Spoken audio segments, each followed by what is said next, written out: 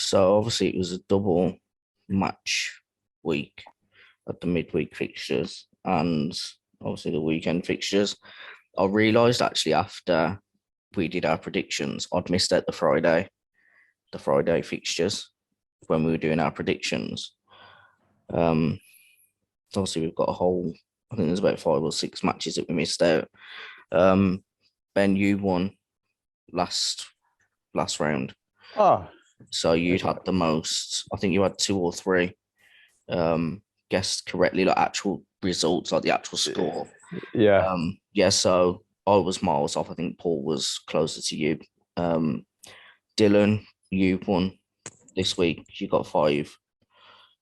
Surprise, Nice. surprise, eh? I don't Good know effort. how he's done that. Genius. Yeah, you got 5. I got 4. All beginner's luck. Well, to be fair, 2 of mine were the 1-1 draws with Albion. We decided to chuck Albion in because Dylan's unfortunately an Albion fan. 98th minute equaliser, wasn't it? Was it a penalty? Which Yeah. Against Burnley. Bad penalty, and we got the 98th minute equaliser from a signing from Salford, which I've never heard of until today. Asante, Brandon. Thomas Asante. Yeah, he came through Salford's academy, and then I didn't realise you'd signed him until funny enough, I was like watching the highlights, the West Brom Burnley highlights. It just came on earlier, and I saw he was on your bench or started on your bench. So yeah. Yeah. So yeah, that's going to take some beating. 5. Obviously, I know it's a double match week, but yeah, it's going to take some beating. That, so well done, Dylan. So we'll start with the earlier games then, midweek games. So we had the Tuesday one. Yeah, the Tuesday. Yeah, it wasn't the Friday. I missed it. It was the Tuesday. Yeah. My bad. So there was Palace and Brentford. That was 1-1. Fulham 2-1 against Brighton. Southampton 2-1 against Chelsea. Really good result. That Leeds drawing with Everton. And then on the Wednesday, there was Arsenal 2-1 Villa.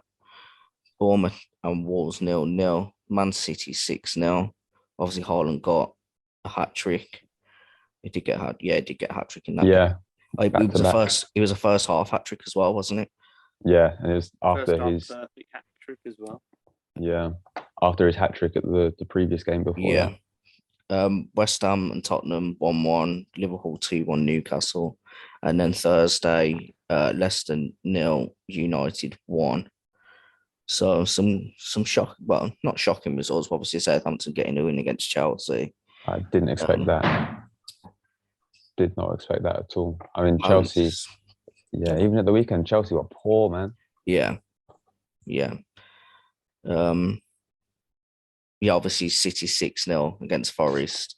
I didn't expect that. Obviously, I know City are City, but Forest. I think Forest have done quite well. But watch their performances. I think we touched on it last pod as well. I can't remember his name. The chap that's just come from Liverpool. The young lad that's just come from Nico Williams. Yeah, Nico Williams. Yeah, the fullback. Brilliant. He was absolutely brilliant. Look really good. West Ham and Tottenham 1-1. Not really a surprise. And then obviously United getting the win at Leicester. So Leicester are poor. Leicester are awful. They were poor in that game. They're even worse on Sunday. Not to take anything away from United, but Leicester. Yeah.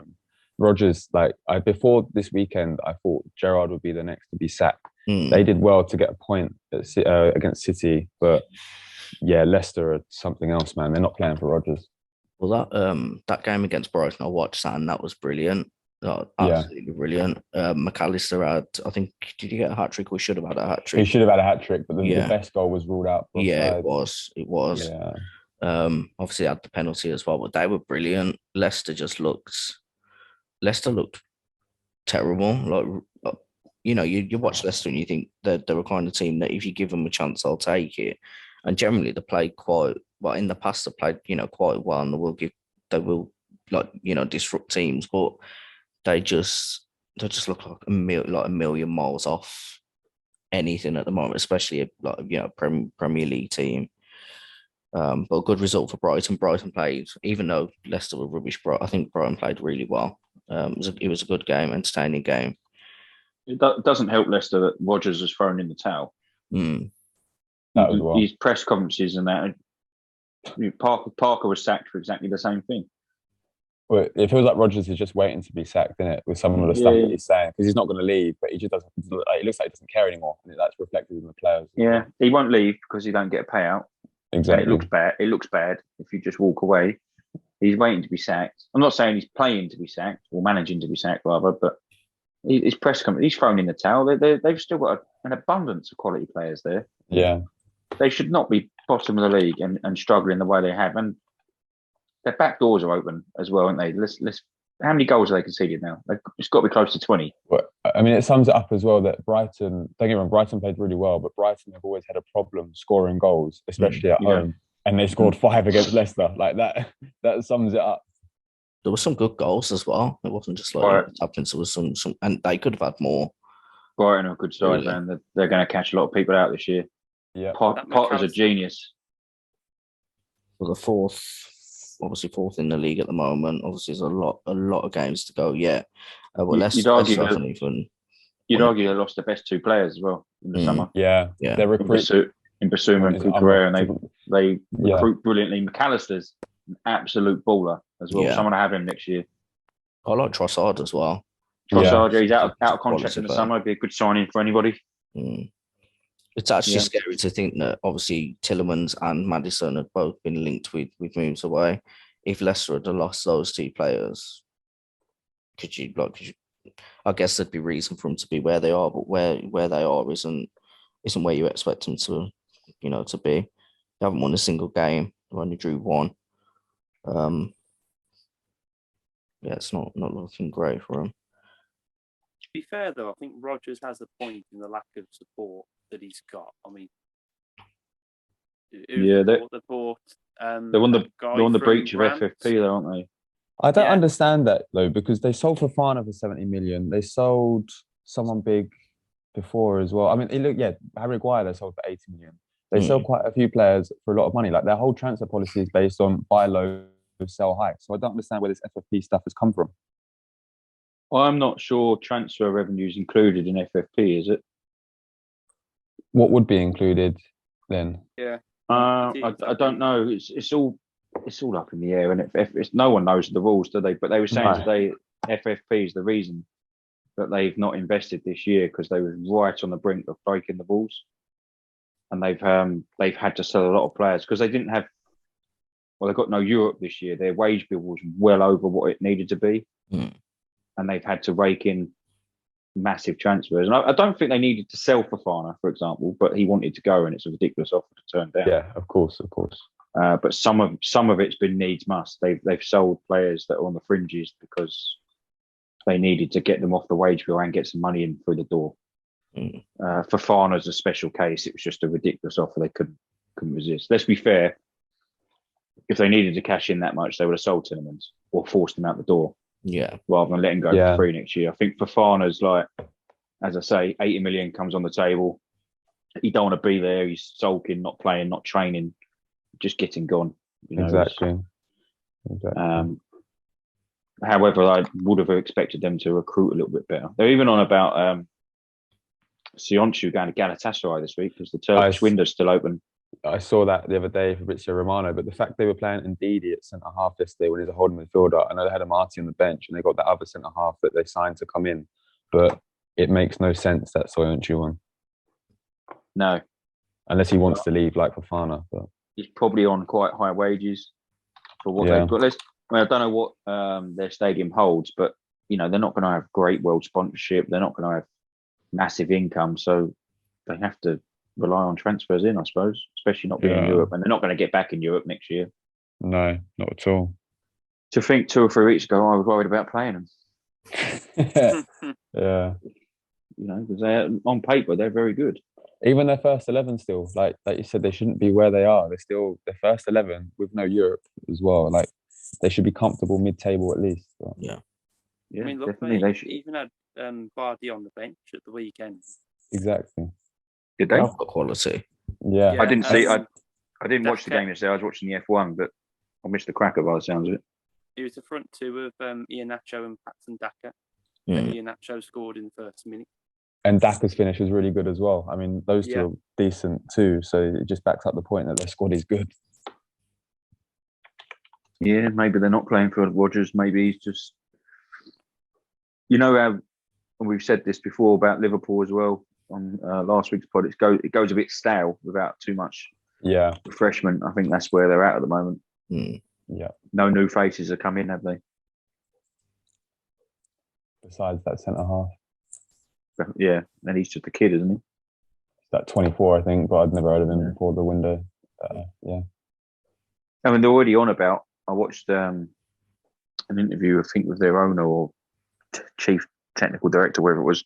His resale value. They're only on about selling him in a few years. Yeah. So it just sums up their model, innit? Yeah. They have got some quality players, though. Obviously, Maddison, Tielemans. I think losing Schmeichel, obviously, I think he's a good keeper. I think he's a top keeper. I think that's actually the worst bit of business, because Danny Ward, by comparison, I know he's done all right for Wales, but Danny Ward is nowhere near the level of Kasper Schmeichel. Yeah, and you can see that as well. Like in the last few games, he's just there is no presence on him. No presence. Why didn't they offer us Tielemans for Leno? I still can't work out why they let Leno go to Fulham when they needed a keeper of class. If Leno wanted to stay in London, though, that's one of the things. Yeah, I suppose, but Leicester's only a couple of hour commute, you know. Footballers do worse. Yeah. Let's face it, they probably train 2 or 3 times a week. Yeah. You know, he could have made that work for himself. Most of them live in Hertfordshire anyway, which is a couple of counties down. I'm surprised that maybe they did go in for him, I don't know, but some good keepers move around the league this year for minimal money. Pope went for less than 10 million. Yeah. I think that's Dubravka went on loan to United, and he could have played first choice for Leicester. Yeah. Yeah, it's been odd. And it was quite odd. I know he's old, but Schmeichel, wasn't the fee about 1.5 million, something like that? Yeah. I mean, that's poor money. Yeah, I guess it comes back to the point about wages, though. If they're like the wage bill is high, huge earner. Yeah. Yeah, and a year left on his deal. He's 36, I think. I mean, the move is not too sort of alien, if you like. It makes sense to a degree, but like you say, a little bit more money would have been fair on them, I think. Sam Johnston went to Crystal Palace. That's another one, yeah. And can't get a game. He's just behind Gaeta. Which before this weekend, I would have said that's crazy because I didn't rate Gaeta, but Gaeta actually played pretty well against Newcastle. So credit where credit is due. Apart from the disallowed goal. Yeah.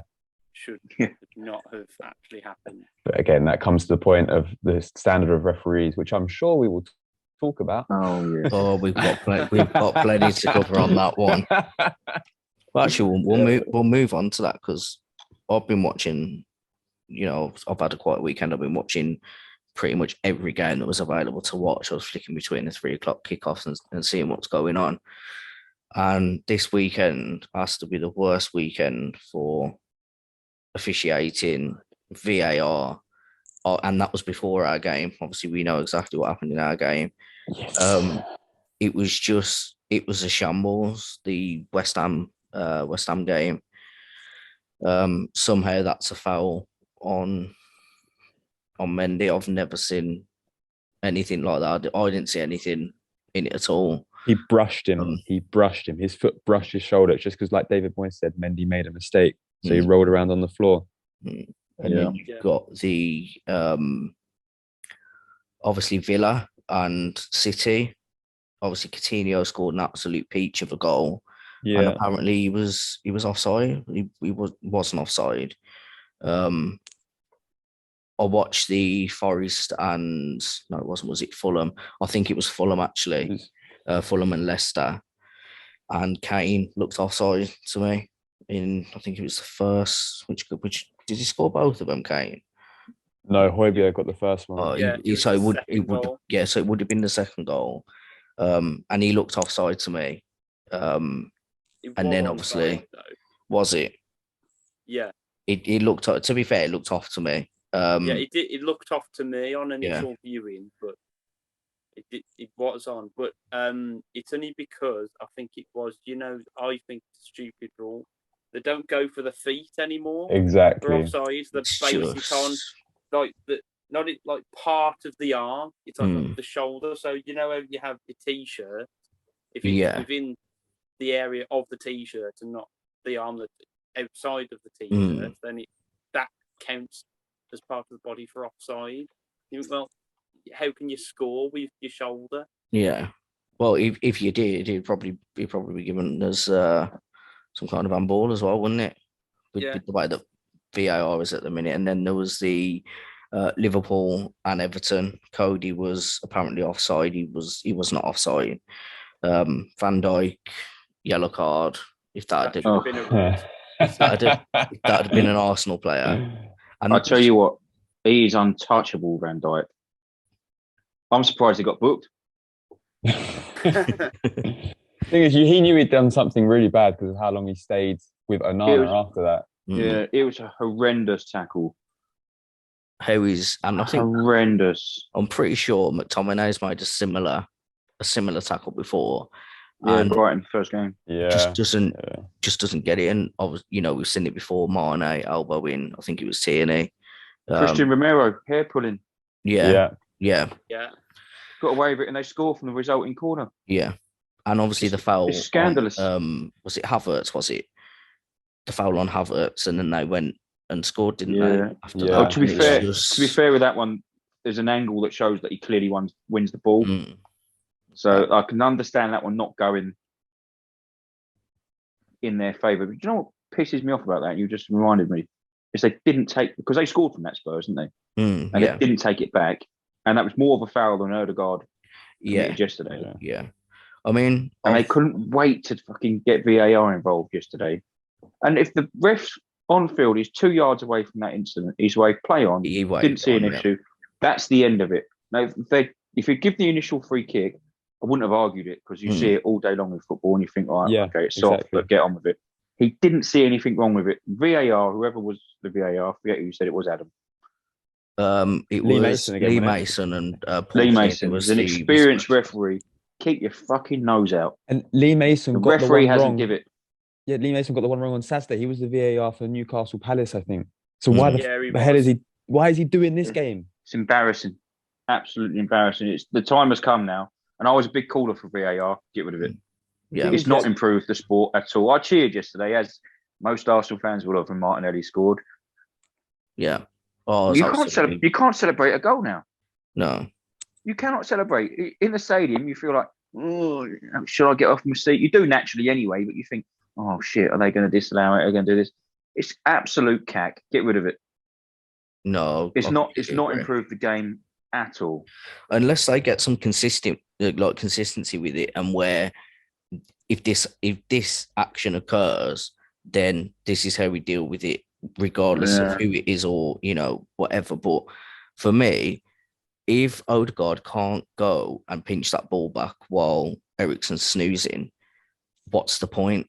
Have you literally got to slide in and actually get the ball to make sure that you actually haven't committed a foul? Because this is my trouble with the Odegaard thing. Is yes, he makes contact with Eriksen, although Eriksen does move his leg across Odegaard's path. Yes, Ødegaard doesn't actually touch the ball, but it's a contact sport. There needs to be some element of contact to win the ball, or try and win the ball. Now, it's not like he kicked him or took him out or shirt pulled or anything like that. They literally just made contact hip to hip, basically. And Eriksen's thrown himself to the floor, as they all do. I'm not just singling out Eriksen, because all footballers do it. Xhaka does it a lot. Yeah. That goal should have stood. The ref give it. That goal should have stood. But at the end of the game, Nketiah brings the ball down his chest in the box, past Maguire, who then just clatters into him. Yeah, exactly. And nothing's given. And I couldn't believe it. I didn't want. We've spoke since the game, Adam. I haven't brought it up, but that was ridiculous. It's no different to what Ødegaard did to Eriksen. But because it's in the box, we can't dare give a penalty for that. If that had been outside the box, we would have got a free kick. But then if you go back to Wednesday's game, Mings has done. He's basically dragged him down. He has thrown him down. Obviously, Mings is a tank of a player. You've seen it with him, and he's literally got his arms around him and throws him down. And the same with I can't remember what his name was now. Not holding back, but restricting Ramsdale. Yeah, restricting Ramsdale. Obviously, he was already on a card as well because he got booked earlier on. But obviously, he shouldn't be scoring from a corner anyway. That shouldn't be happening. Somebody should have been at the front post. But for me, if the Odegaard challenges a foul, then both the tackle on Saka, the throwing down of Saka, and restricting Ramsdale like that we should have both been given as fouls. And if on Wednesday that had have happened, I probably wouldn't have been as pissed off as I was on Saturday, seeing it, the inconsistency again.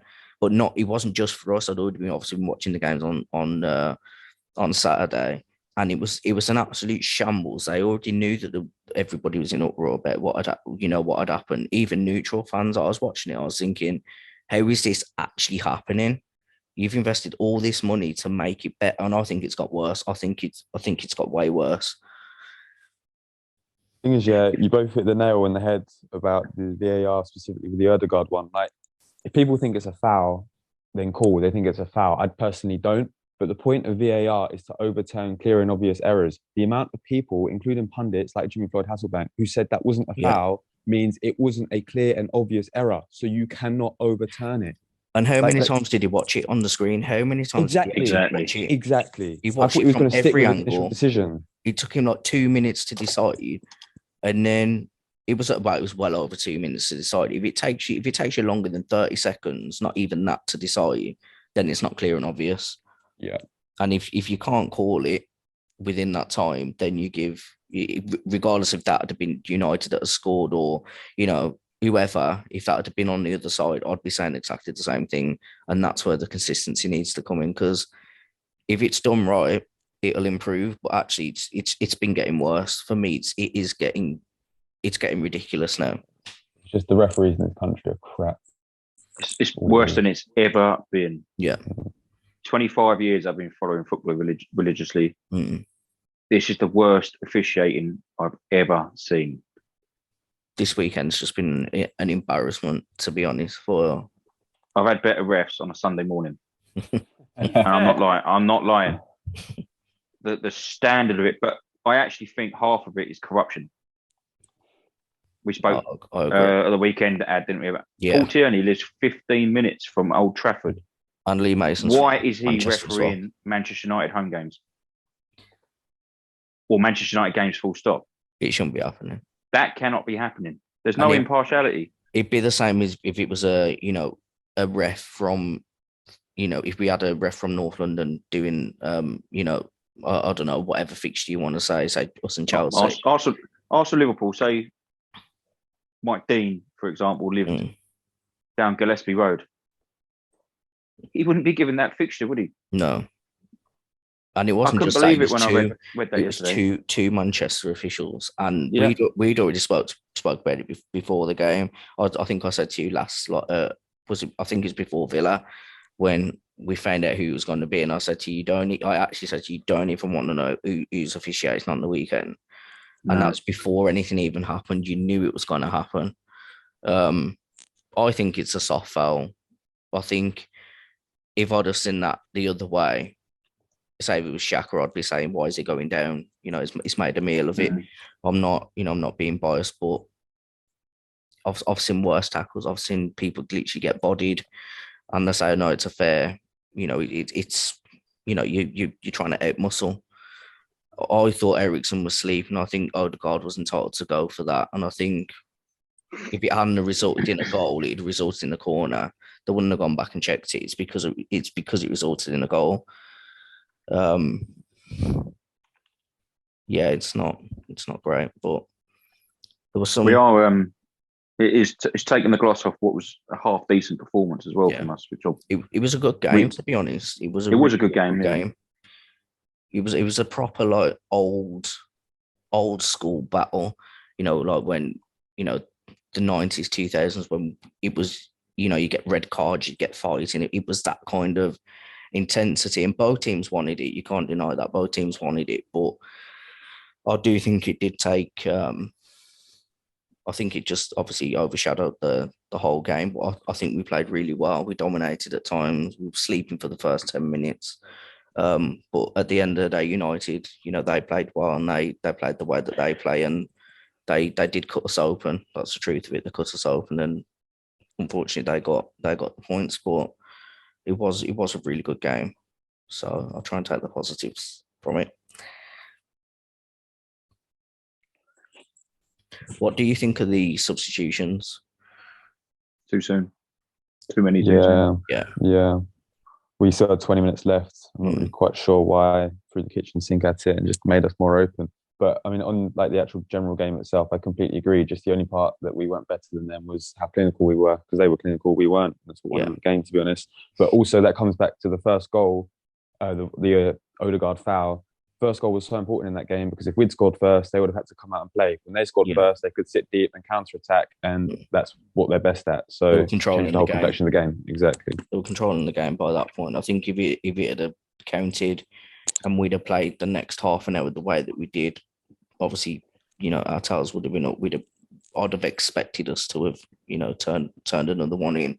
Yeah. And it'd have been obviously you can't predict it. It most likely would have been, a different game. But overall, I think I'm not looking at that game thinking we completely, broke down. We were absolutely obliterated. I just feel that on the day we were obviously unlucky with not having that goal. I think obviously not having that solid person in the middle to break up play. If you look at the two goals, they were identical, cut straight through us. And ironically, not that I want to dig him out because I don't think he played that badly, but Sambi Lokonga for the first one, he half pressed Ericsson, and I mean Fernandez was completely free. That's where he arguably should have been. And the second one, he gives the ball away. It was his pass to Jesus. He gave the ball away, and then they counted in the space that he'd left. So, but to be fair, obviously, that happened. But I think it was somebody that actually played that ball to Martinelli, wasn't it? Yeah, no. So that obviously seeing that was absolutely brilliant. So if he can focus more on actually winning the ball back, we can see we've seen it last season what he can do when he wins that ball back. But I think he needs more support from somebody in the middle to win that back, and then obviously go forward. But I think on his own, against that quality that unfortunately United do have quality. I'm not going to say that I don't, because they do. It's obviously different levels, but he is young. He's obviously only had a handful of games as well. But yeah, we desperately need that player in the middle, that top quality player in the middle, because it's where we're going to get hurt. Unfortunately, I don't trust Partey to be injury free at all, to be honest. And I do think if obviously we make it through to January and we're still doing all right, we have to go out and get somebody. I don't care if it's difficult to do business in January. We've got to go out and get somebody. We definitely will. Maybe we'll go back for Tillemans Oliver is one of them. Yeah, well, he played really well actually. I was watching Douglas Luiz against City, and he looked really good. I just remember thinking, only if we'd have signed him. And obviously we hadn't even played our game yet, but he looked really good, to be honest. And that was a good game as well. I don't think I've already spoke to Dylan about this. He's gone a bit quiet. Where are you? Yeah, I'm still here. He's going to enjoy talking about Villa. Yeah, I thought Villa played quite well, particularly towards the end of the game. I don't think City are the team that we at the moment. I know they're slow burn anyway, but I don't think they're that ruthless team. I think they've got Haaland, and obviously he gets the business done. But watching them, they're not as slick, they're not as fast, they're not as aggressive as they can be. I think that was just a one-off against Villa, though, because I'd seen them before this season, but against Villa, like it looked like it smacked of. They just turned up and thought they'd win, and it was just complacency. Yeah. I mean, they still could have with the chances they created. De Bruyne, the ball crossed to Gundogan, he hit the bar as well. De Bruyne. Yeah. You had the Kyle Walker one in the first 3 minutes that he had about 3 opportunities to square it to Haaland. So, yeah, they just lacked intensity on Saturday. And fair play to Villa for getting a point, but I think that was more down to City being complacent. Yeah, I just feel like they're not how they were. Like obviously there's plenty of time to go, and we know what they can do. But just watching them, it's not as entertaining as usual. Obviously they've got the quality. Go on, Dylan. I was going to say Villa actually did well against Man City last year at Villa Park. It was towards the start of Gerrard's tenure, and it was Man City. I think there was 2-0 ahead in the first half that game. Bernardo Silva scored that wonderful goal. Yeah. They'd walk it, and then Villa come back in the second half. And to me, Villa, that they've got the makings of a very good team. It's just they haven't really shown it so far this season. Maybe that would give them I don't want to say this, but kind of kickstart their season. That one hurt. I know that one hurt. I know. No, but I agree with you. I think they've made some cracking signings. Obviously, the sold Grealish got a ton of money for him. He's not even playing much for City. We all know what he can do. Even though he's not playing as much, we know he's a top player and he will get his chance. And I've got no doubt that he will, settle in that team. And he'll be that player that we know that he is. But with what they've had, like with the money that they've made from him, they've made some cracking signings. I think Coutinho is a cracking signing. I know we were linked with Buendia when he moved. I think he's a top signing as well. Leon Bailey, brilliant. Obviously, they've got Watkins. I think they've definitely got quality. They've definitely got a team there. But yeah, it's with everything they've got a gel, haven't they? They've got a and they need a plan or some tactical guidance because against us they were awful. It was like Martinez got the ball, they try and play out from the back, and then they just kick it long because Mings and Konsa even couldn't find a pass. There was no movement in front of them. But I do agree they have a good squad. It just either need to gel or Gerrard needs to improve tactically. This will hurt even more from me. I really like Jacob Ramsey. He's developed. He's brilliant. And the assist was quite good. And it's hard to believe that is he 19? He's got a great future ahead of him. Something like that. Yeah. I think City will buy him in a couple of years. Well, if Chelsea spent 20 million on, was it Chukwuemeka? Yeah. Probably botched that.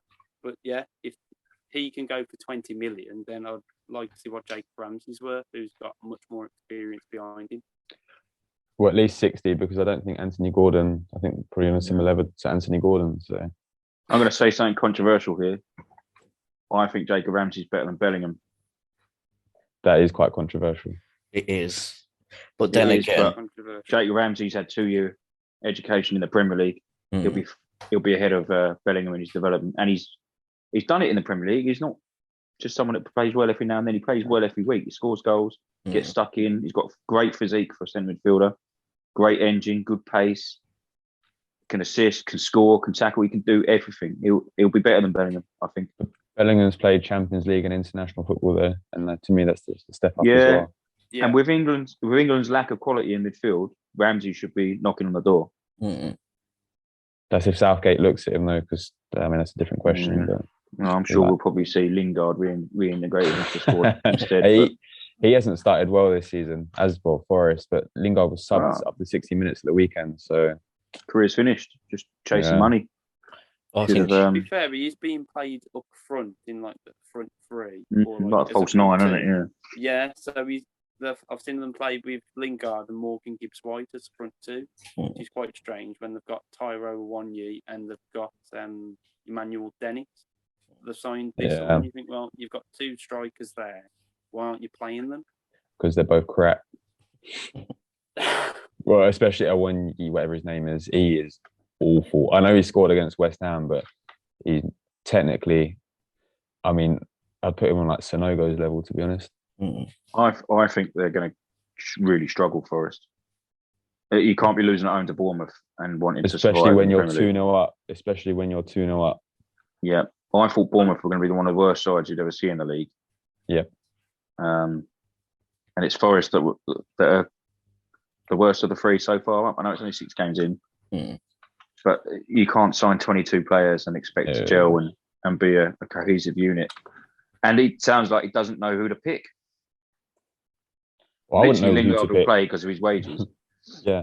I wouldn't know who to pick. I've just signed 22 players. Like, it's going to take him about a good couple of months to sort of work out what his best team is and for them all to gel. Yeah. Yeah, I mate, right. I've just been bashing the referees, but I did think Michael Oliver did a good job because when do you see on the penalty, Lloyd Kelly handballed it? Yes, he was probably a bit close, but he went over to VAR and he stuck with his decision. I mean, you just don't see that. Whenever they go to VAR, they always change their mind. First time, isn't it? One of the first times. Definitely first time this season. But I completely agree. And I also thought it was a penalty. But again, I can understand arguments to say that it wasn't a penalty, but the fact there's disagreements means it wasn't clear and obvious to overturn it, which means Michael Oliver was right to stick with his decision. So, yeah, fair play. Give him credit where credit is due.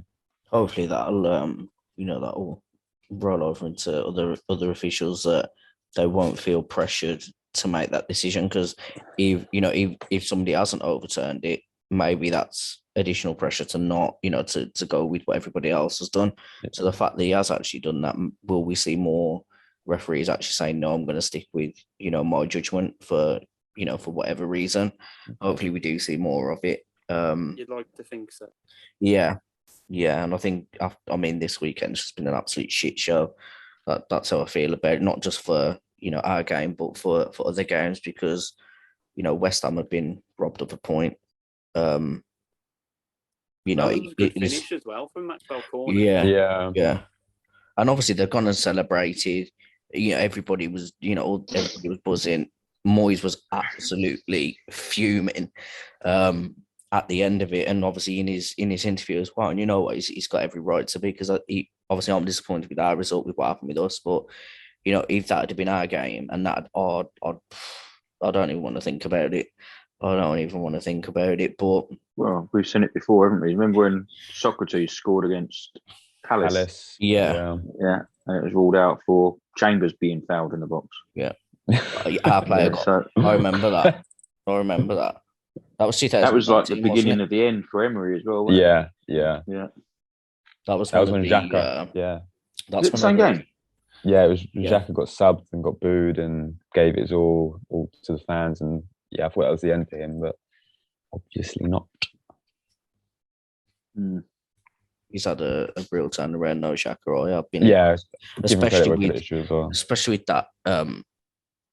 That he's more further forward now. Not he's offering more. Obviously, he's linking up with Martinelli, and I think he feels comfortable there because he knows if the ball's lost, there's players behind him. It's not down to him. So he's probably got less pressure on him to actually make those stupid tackles that that he makes. And I think there is definitely a bias towards him, and I see it more now than before. But we can't dispute what he's done in the past. He can be a bit rash, but I'm impressed with him so far. I'm obviously not worried when he gets on the ball or when he's making a challenge. So credit where it's due. I didn't think we'd see him again. Obviously being captain and doing that, I didn't think he'd ever come back from it. I was really annoyed. I wasn't one of the fans booing him. Obviously I was there. I was watching. I was annoyed that he was taking ages to come off. But as soon as he took that shirt off, I was with my brother-in-law at the time and said to me, if he throws that down, there's no way the fans will ever forgive it. But he's a much improved player. And he deserves the credit for what he's done. But did you guys watch the Brentford game? Saw the highlights. I saw the highlight. Tony looked brilliant. He was. Oh, both of his goals. Brilliant. He's got Tony for England. That's the question. I was about to say that same thing. Is it time? Well, we've kind of run out of time to experiment, haven't we, for the World Cup?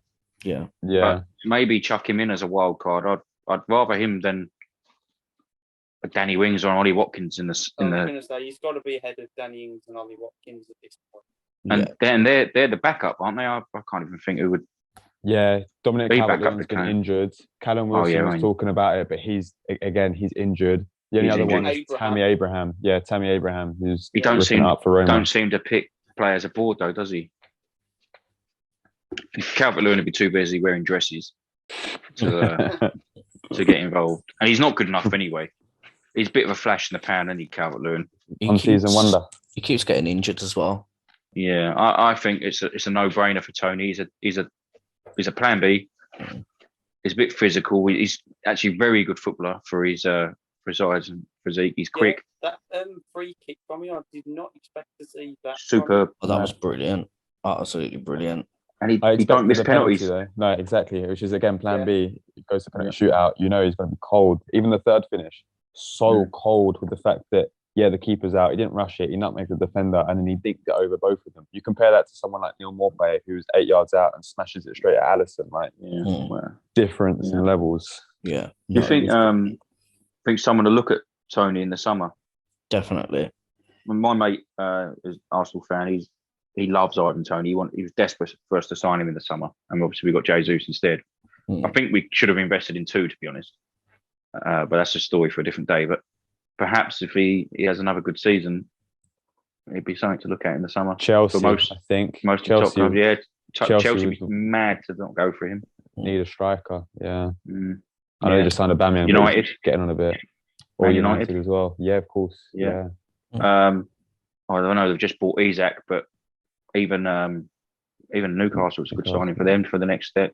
Well, he was at Newcastle, wasn't he? That's where he made his Premier League debut, I think, potentially many years ago now. Was it? 2015-16, I think, yeah. Oh, I didn't know that. Maybe a homecoming, then he'll go back. But no, I think if he has a good season, I think a lot of teams will probably show an interest in him. Yeah. But he's not going to go somewhere where he's going to sit on the bench. He's going to want to play. He's good enough to be playing. So obviously Chelsea have got Aubameyang now. I don't know. Liverpool got Nunez, haven't they? They got too many forwards. Yeah. Chelsea seems the obvious one, doesn't it? Yeah. Or United. Or United, yeah. If he'd move.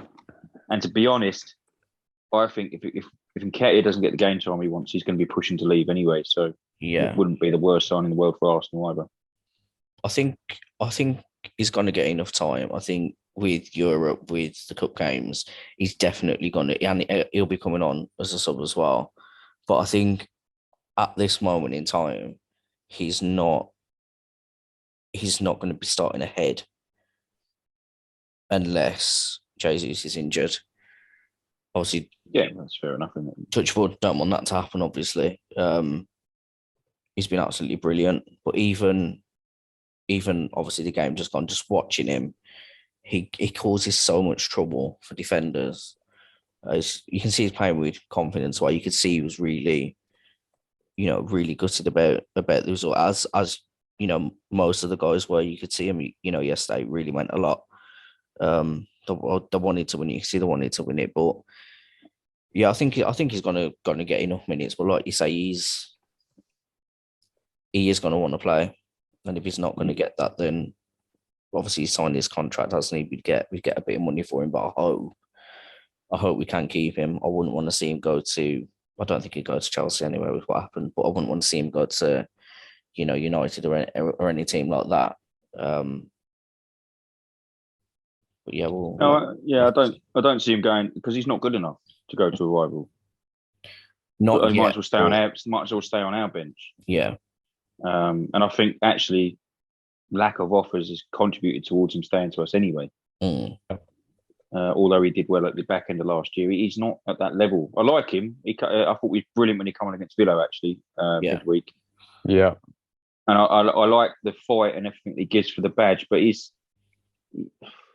if you was grading papers, you'd give Jesus an A and Nketiah an E, wouldn't you? You know, and that's not to put him down, but he is not of that standard to be a top level forward. And if someone held a gun to your head and said, well, "Sell Nketiah and get him Tony for next summer," you'd do it. Yeah. It's not just because of the finishing and things like that. It's also like the general hold-up play. And yeah, he did really well against Villa. But you look at Jesus on Sunday, I don't think Varane and Martinez, they might have won it once or twice, but every time the ball went up to him, it pretty much stuck. And I don't think Nketiah could do that. No. Even when he was like deep as well in the midfield, obviously he comes quite deep, he's defending. You know, he gets back. But I think with Eddie, it's different because he's got that. I mean, Jesus has got the pace, but Eddie's a good player to bring on around like the 70th minute when other teams are, you know, have already been running around. We obviously had him going here, there, and everywhere, chasing, you know, players like Jesus, Odegaard, Saka, and he gives you that burst of pace. I think he's definitely got potential, but he's obviously, you know, Jesus is 20. Is he 24, 23, 24? 25. Same age or similar age. Yeah. So he's got plenty of years left. Is Eddie going to want to be back up for that amount of time? Probably not. But do you know what? It's down to him. He can learn a lot from, you know, Jesus. He can, like with everybody, I do think I've seen, you know, good things from him. I don't think he's that killer striker that you need in the Premier League, but I think he's got potential. I do think he's got potential, and I think Sambi's got potential as well. But we've seen it before, haven't we? Players have had potential and they've not reached that level that's required, let's say. But yeah, Tony was just absolutely brilliant. I can see other teams going for him, and if we did go for him, then I wouldn't be disappointed with that. But again, it's who's going to play, who's going to reach, you know, what level. You can never tell. But I think our priority has to be a right winger and a central midfielder. Has to be for the summer or for January. I'd say for January, because Partey's not gonna be fit. I can see him. Partey's meant to be back, isn't he, for the weekend? Yeah, but I still, it's obviously something that's reoccurring. He come back, and then he was gone again. He is meant to be back, but obviously we've got a game Thursday, we've got a game Sunday, and then it's Thursday and Sunday again. We've got more fixtures this season because of obviously Europe than we did. I can't see. I think by January he's going to be out again. Obviously, I don't want it to happen, but if we're going on since we've had him, he's been out 5-6 times with injury, if not with more. A similar injury as well. He's going to the World Cup too. So yeah, obviously he's an international player. He is going to end up injured again. We need somebody quality who isn't getting injured all the time, because Sambi's not going to be able to do it on his own. And obviously Zinchenko, he's another option, but I don't know. I feel sorry for Lukonga. He's got a lot of shit on social media and that stuff. I know, like, a lot of social media abuse is just from cretins that are not real fans and things like that. But I felt bad for him yesterday. He had to press Eriksen because of where he was on the pitch, because they had broke on us, and no one had dropped in to cover him. And is that really his fault? And I know he was sloppy for the pass, but you know, I've seen our players give the ball away countless times. So the hate he's got, a bit ridiculous for me. I thought he was very good against Villa. I thought he was good yesterday, and he's come in and changed my opinion now. I don't worry if he's in the starting lineup now. Players change their mind very quickly, can't they? And now I think, well, if he plays good, he's a decent player. A bit like El Neni tail end of last year, coming to side and did a very good job. Just in the bigger games. No, I Mm. completely agree. Like, in terms of like whatever he does, nobody should ever receive abuse. But in terms of like the bigger games, even though I thought he played pretty well yesterday, just those two crucial moments, especially the second goal, like that's what the things that cut it in the big games. So yeah, give us confidence to rotate Partey a little bit. Yeah, especially in like the smaller games, let's say. Yeah. Say Partey is fit for Everton on Sunday. There's no absolute need for him to be chucked into the team. No, I'd like to see him be given another chance. I'd like to see somebody actually starting because he played really well against Villa, but he's bought a Belgian international. He can't do it on his own because he's obviously a young player who's going to need to learn, but he obviously needs the experience to learn. But when I saw that I was worried about Odegaard being out, Ramsdale being out, Zinchenko being out. But when you actually see the lineup, when like seeing Sambi there, it's not, like you say, it's not worrying, but he does need time to develop. And I think United's always going to be a big game. He's coming up against, like I say, top quality, but at least he actually tried. He played that ball to Martinelli. I thought that was brilliant. As an attacker, you can see what he can do, but it's just that defensive side that he will improve on. But Everton's obviously a different team, so give him, or even play him on Thursday. Give him that both. He's young enough to do it. Give him the minutes, give him the experience, and he's not going to learn unless he can. If he doesn't make the mistakes, he can't learn. But you know what? At least he tried. He played that ball forward. He was trying something. If he'd have just dilly-dallied in the middle of the pitch and lost the ball from a tackle, then obviously Pete, I don't think he should be getting any kind of hate. He's a young player. He's had limited minutes through no fault of his own. And I'd like to see him given the opportunity. Play him Thursday, play him, Sunday, and then maybe play Thomas next Sunday. But if he plays well, then keep playing him because it's only going to be good for his confidence. But we know with this fan base, we've been on a high because of how things have been, and there always needs to be a player, and always needs to be one player to target. They've been saying that Saka's not been himself, no, because he's played more minutes than any other Arsenal player. He's played however many minutes more than any other player under 21. And I thought he played quite well on the weekend, to be honest. But they love you one minute and they hate you next, and it's just like we can't keep going on like this. You've got to back the team no matter what. So yeah, we'll see. We'll see obviously what happens Thursday, but I would like to see him given another opportunity with a different team. And just see how he goes without the pressure. Yep, fair point. I think Al Neni is a huge loss as well, and he's another player that fans were so quick to turn on. Do you know how long he's out for? I think it's going to be quite a while. Yeah, I just saw we won't see him until after the World Cup. Yeah. Because I saw Arteta say he's going to see a specialist, and I know it's a hamstring injury, but it's never good, in it, when you're going to see a specialist about something. So, do we even know what he did? Because I was at the Fulham game. He played 90 minutes. Yeah, I had no idea. I think he played through it from what people are saying. Yeah, I've done my hamstrings. Done my hamstrings more times than I've had hot dinners. You cannot play through a hamstring injury. Yeah. You cannot move. It's like you've got one leg. Yeah. I think something. Well, not something that should be dodgy, but maybe slipped in the changing room or something like that. Because I don't. If it's that bad, it's not like it's a little twinge. If it's that bad, he's out for months. There's no way he carries on the game. Unless it was literally like the last second or the last couple of seconds or something like that. If he's done that during the match, there's absolutely no way he carries on. Because you can't move. It's like you've got a leg missing.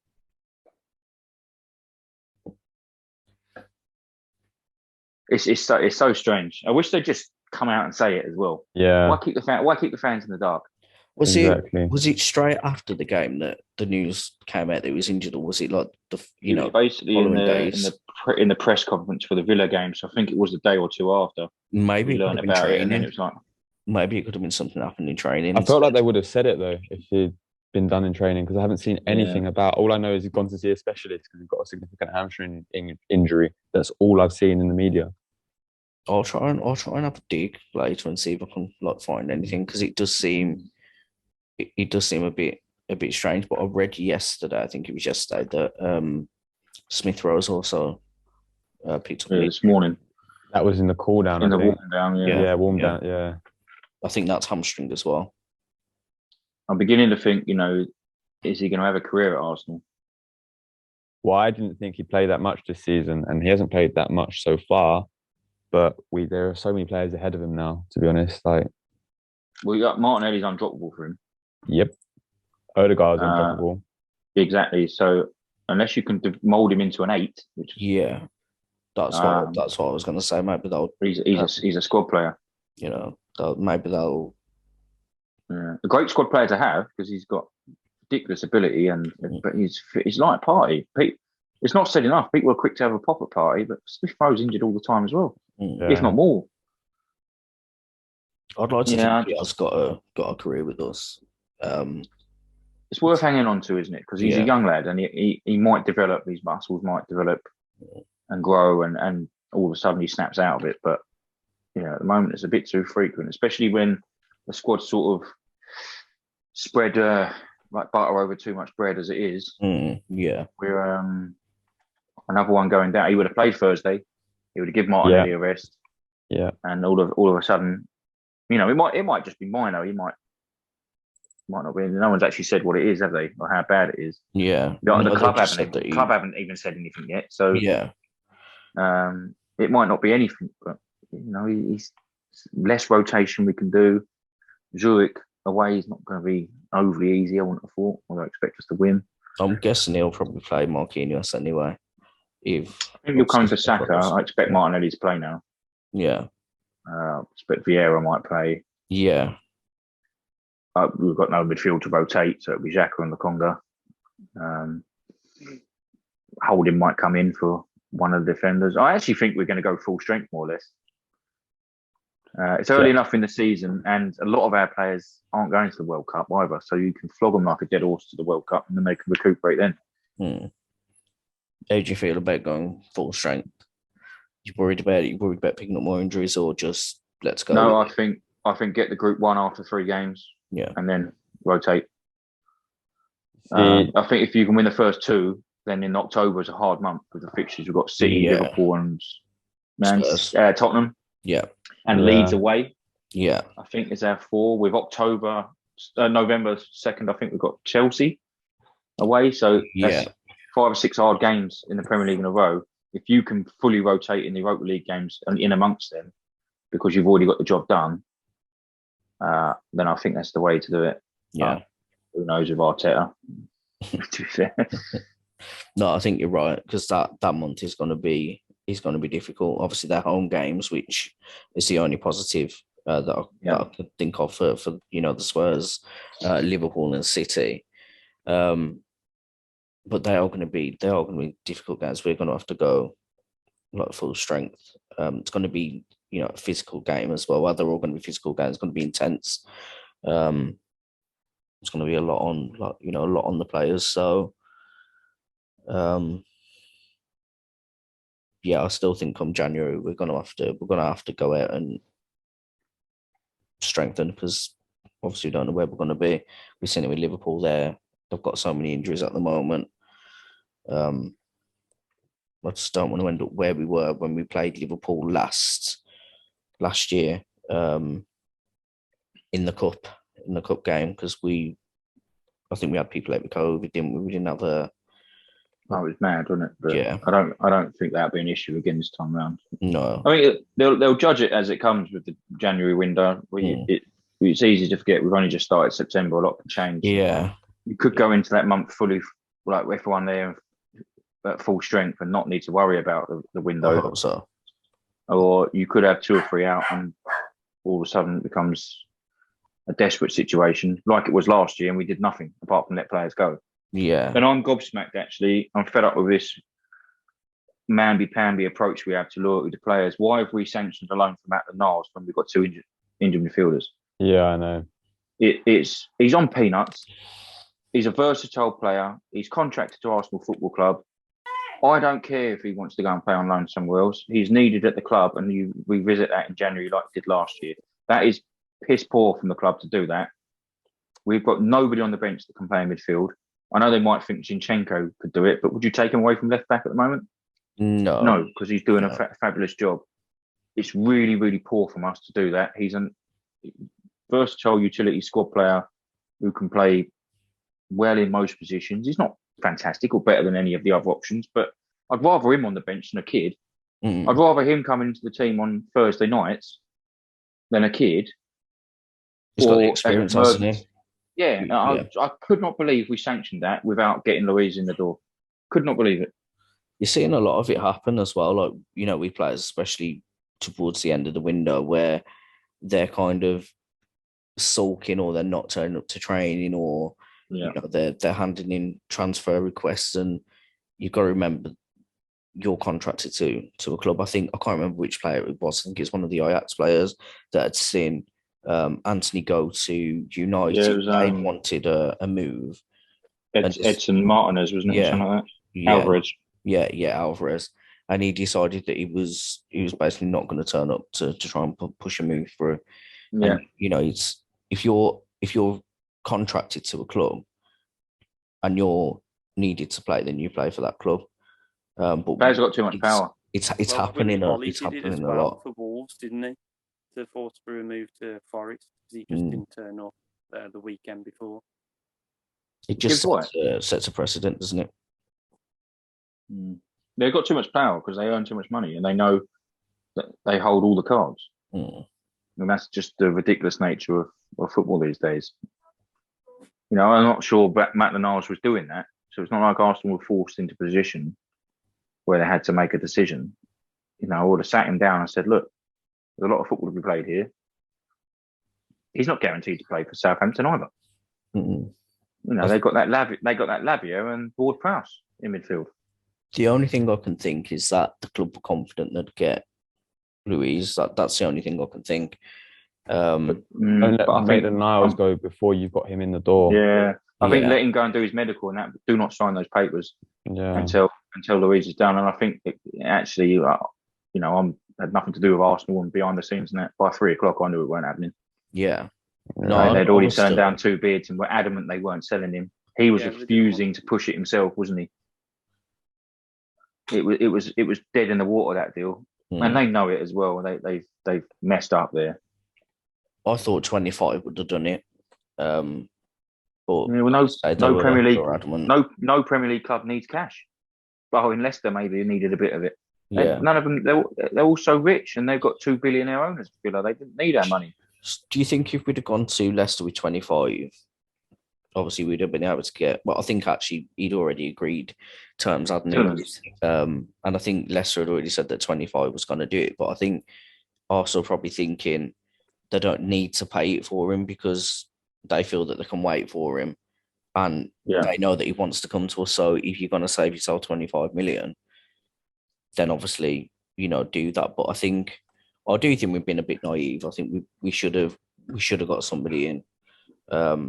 He doesn't play as a 6 either, does he? Which didn't help our cause. That was the profile we were looking for, I think, in the end. And I think we end up getting him for 15 million in January, maybe. They might just leave it till the summer. They might do, yeah. But it obviously depends what happens. A long time. You secure him in January, didn't you? I mean, his options are going to be, quite vast. I think in the summer there's be a lot of foreign clubs looking at him. He's a free transfer and a very good player. There's a lot of clubs that will be looking to chuck a bit of money at him if he can get him for nothing. So do it in January and get it secure. Yeah. If he is a genuine target. He's got his prime ahead of him. Yeah. So he's only going to get better. Yeah. With good coaching, and I'll give Arteta credit, all the players have improved under Arteta. I mean, even when we won the cup, we had Mustafi defending properly. Which is very hard to do. Yeah, and I'd argue we got the best out of David Luiz. Apart from, moments of madness, but generally speaking, Luiz played quite well in the back three for us. Yeah. I'd argue the only players who didn't really get the best out of initially were the forward players, and I think we still struggle a little bit with that. With our lack of sharpness in front of goal, but most people improve over him. You could argue the same for Tielemans. Like Dylan says, he's got his best years ahead of him. Yeah. I just don't know if it's what we need. No, does he come in and replace Xhaka? It's a difficult one. It's a difficult one because I think for me they're different players. They're completely different players. But I think it gives you another option. It's like a ball breaking midfielder, someone like an N'Golo Kante. Not obviously N'Golo Kante. Yeah. Get him, but Tielemans is that more adventurous ball playing player. Is it more of an 8, quite literally, since that's his shirt number? But as you can see by the 2 assists, not the 2 assists, but the pass, for Patson Daka that he got for the second goal yesterday. I mean, if you can get him cheap, he's a great addition to the squad. But I just think we need a different profile of midfielder. If he's free, then obviously you take him because he's obviously playing the, when the fixtures start to pile up, he can play. But I don't think he'd be happy coming to Arsenal or going to any other club where he's not going to get the game time because he's a starter for Leicester. But if you can get him for free, I think no one's going to complain getting him for free because he is a top player. But for me, with how Xhaka's playing at the moment, I think you don't want to disrupt it too much, and I think he is playing well. So, but he'd be good to have if Xhaka wasn't playing well because you've got that, that quality you can bring in. But they are different players. They bring different things, and I think that's the thing. Is it depends who you're playing. If you're playing a team where you need to defend, then Xhaka should be the one. But if you want that more attacking player, if you're like yesterday, we were obviously pushing forward and we didn't have to defend too much until obviously they cut through us. But if you have, say if you're struggling to break a team down or you need that extra attacking, but you also don't want to lose the defensive side, then a player like Tielemans is perfect because he gives you a good balance of both. Whereas Xhaka, obviously I know he's playing that advanced role at times in the game, but he's more a defensive player than he is an attacking player. So it's just another option. I like him. I think he's a quality player. And if you can get him for free, if you're getting quality players free, you'd be stupid not to get them. But as City have proved, you can't have too many good players. And he's available, add him to the squad because we've got nothing. With the profile of midfielder, oh, go on. Sorry, Dennis, what was that? I was going to say with the profile of midfielder you're after, Wilfred and Ndidi from Leicester would be better for you than Tielemans. Which is what a lot of Arsenal fans have said that as well, especially over the years when we've been linked with Tielemans perennially. So yeah. But even Douglas Luiz, I think he would have been brilliant. I think we'll go back in for Luiz. He's only got a year left on his contract as well, isn't it? So yeah, I think he's the one they're looking at. To be honest, I think if Xhaka don't play, you can play Erdegaard there or Smith Rowe or Vieira. Yeah. There's options. Even actually, I think it's probably Lokonga's better position. Yeah, ironically. I think we definitely need someone that can sit at the base. 100%. You never know if Elneny's injury is as serious as they're making out as well, how he's going to come back anyway.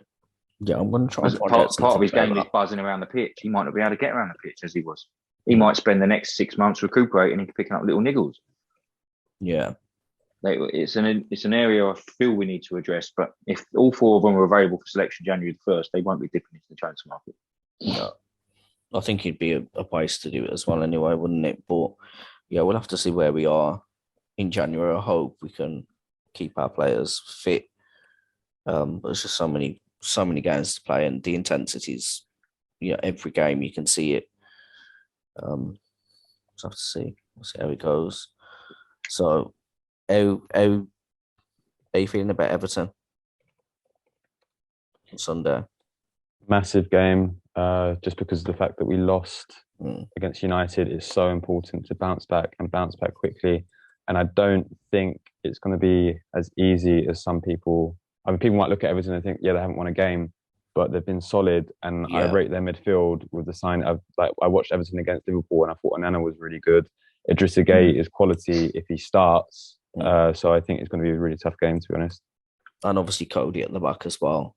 Yeah, we've seen him playing for Wolves as a top defender. And I agree with you. I think the only thing that kind of edges it is obviously we're at home. We're going to want to bounce back. We know what the Emirates has been like this season. It's going to be, the atmosphere is going to be brilliant. And I think these are the games that we have to go and grind the wins. That's we want to be up there with considered, a top team. And these are the games that we have to grind. That's what the other top teams do, to grind the wins out. I thought Everton were brilliant against Liverpool. I don't know if it's like Liverpool haven't been that great, or if Everton were just that good. I think sometimes it's a bit of both, isn't it? But I thought they were brilliant. Well, they both could have won it. The amount of times they both hit the woodwork. It's just a really good game in general, because both teams were really unlucky. So, and then West Ham have got Newcastle as well. That'd be a really good game. Yeah, it's on the same time as ours, so I won't be able to see. I'll have to catch up on the highlights. And then United go to Palace on Sunday as well, 4:30. Yeah, that'd be a good game, because they both just sit on the counter. Yeah, one of them trying to take the initiative. It have to be United, surely, because they're meant to be the bigger side, so, and have the better players. Well, I don't think that suits them. No, likewise. They got good players, but they don't have dominant ball players in midfield. Palace, I think they'll sit in and just wait for United. They'll try and lure United on. They'll hit on the break, and they'll be more clinical than Leicester were, for example, at the weekend. Could be a good game, that one. Yeah, it should be a good game. And Saturday, Fulham have got Chelsea in the early kickoff. Fulham are at home. I fancy Fulham to do something there. To be fair, they've made some good signings in the summer, haven't they? They've had a great start to the season. They've got a real goal threat in Mitrovic. He's starting to prove me wrong. And Chelsea have not been great this season at all. Nope. No, they haven't, to be honest. They are scraping wins where they are winning games. Like, scraping. Well, they should have dropped points. Obviously, we know that the weekend they should have dropped points. But I watched some of them. Again, it's like it's not so much the quality. I don't find it entertaining. Like, you watch teams like City, Liverpool, and even Chelsea at times, and it's entertaining to watch. The dominant. There's lots of opportunities, there's lots of chances, but it just seems a bit sloppy at times. And the same with like City, they've been a bit sloppy at times. I know obviously it's only 6 games in, early into the season, but you usually watch them and it's like, on paper you look and you think, right, Chelsea are gonna, run away with this, or same with City, Liverpool. But they just seem really sloppy. But obviously their new signs have got to settle in. So yeah, but I think that'll be a good game. How do you think Aubameyang will do for them? I don't know. I feel like Aubameyang's going to do much better than we expect, because he's going to come back with that fire in his belly. He feels that he's got unfinished business in the Premier League. He's going to want to prove himself. He's not going to want to come back and be the player that he was towards the end with us. So I do think he's going to. I wouldn't say improve them, because I think we know what Chelsea can do. They are a good team, when they gel together. But I just feel like he's going to have a point to prove, and I think that's when it's dangerous with a player, because when they've got that fire in the belly, they do much better. But I'm not worried about him playing for Chelsea. I'm not worried about. I think he'll be poor there. I think he's not a good footballer. Can't play with his back to goal. Can't link up play. And Chelsea don't play on the counter, so I don't think you get anything out of him. We milked the best of him when Arteta took over, and we played that 3-4-3 formation where we played out on the left, Lacazette up top, and Pepe the other side, and we got the absolute best out of him, because we literally did sit in, soak up pressure, and wait for teams to come onto us and sucker punch with his pace and finishing ability. As soon as we switched to a possession-based side, he struggled like hell. Absolutely struggled like hell. And it's no coincidence his form dipped off. And then when they took him out the team and put Smith Rowe in, remember we beat Chelsea on Boxing Day. Yeah. And that was the day that he changed the shape and changed the way we wanted to play. How much better did we look? And since then, he's not had a sniff at Arsenal, or he didn't have a sniff at Arsenal, because for all of his strengths and his counter-attacking ability and his pace and finishing was brilliant. He's 34 this season. He hasn't got that speed in behind. He hasn't got that sharpness in front of goal. He missed sitters for us. It's not like he weren't getting chances. He was missing big chances as well. Yeah, I remember that. Which is why one. it become an ease. The one he hit the post from the yard out to Newcastle, for example. Yeah. They're fluffing his lines at Goodison Park when we was 2-1 down. That's why it become easy for Arteta to make that decision. If he had scored 10 goals when that misdemeanor arose, Arteta don't kick him out of the team. Yeah. I don't see how him coming back to the Premier League 9 months later after a poor spell at Barcelona as well. He weren't great there. He scored a few goals early on. They couldn't wait to see the back of him. He did get 13 goals in 24. For Barca? Yeah. I don't know. I've just got a feeling that he's aggrieved. Well, he's not. He will be. Things went down. I think that'll. When, like I say, when you've got an angry player, that's when they're dangerous, because they've got something to prove. It's like when Harry Kane plays against us. He could be playing absolute shit for the past 10 games. He comes up against us. He remembers, obviously, we turned him down. Obviously, that, being a kid, that would have hurt him. And he turns up, and I feel like Aubameyang has got something to prove. Will his form last? Probably not. But I do think the first couple of opportunities he gets, I do think he's going to have that, that desire to prove people wrong. He'll get goals to them. He'll score 10 goals this year. Yeah. Let's have it right. But I don't all of a sudden think that Chelsea are a better side than us because of it, or they're going to challenge themselves. They've just added a number to their ranks. What would you pick, Jesus or Aubameyang now? Jesus every day. That's not even a question, I don't think. Yeah, it literally was desperation for Chelsea. Absolute desperation. They signed a 34-year-old striker that we bombed out the club 6 months ago. It looks weak from them. He's wearing the number 9 for Chelsea, and who was the last good player to actually wear that? Exactly. I mean, even that question, do you go for Lukaku or do you go for Aubameyang? Like, if we had the choice between the two, say they hadn't even played for us, you just go in on, the players that they are. Who would you go for? Oh, that's a harder question. I'd still go with Aubameyang, to be honest, personally. I think he's going to do well at Chelsea, to be fair, as well, but we'll see on that one. That's like choosing between Dairy Milk and Galaxy, that, isn't it? You can't choose. I'd be inclined to go for Lukaku. I think there's a player in the Lukaku. Well, it depends it always comes down to playing to people's strengths, isn't it? Like, you mentioned Mitrovic earlier. The reason why Fulham are getting the best out of him this season and last season is because they're playing to his strengths. Like, no Premier League defender can deal with him when Fulham go direct. And if you play to Lukaku's strengths, like if you play to Aubameyang's strengths, they're both good players. They'll both score goals. So. Yeah. And obviously, Tuchel working with him before, he's going to know what his strengths are as well. And I think that,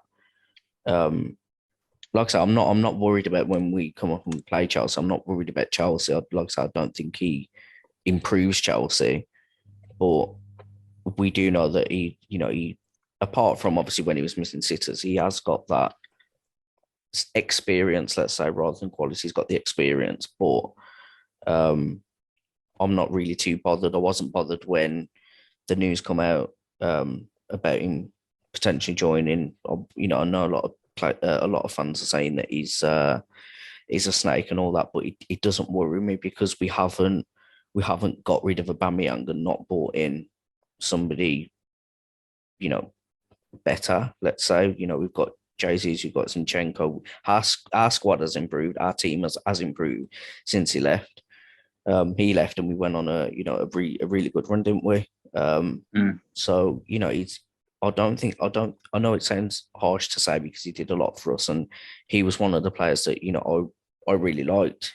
But I don't.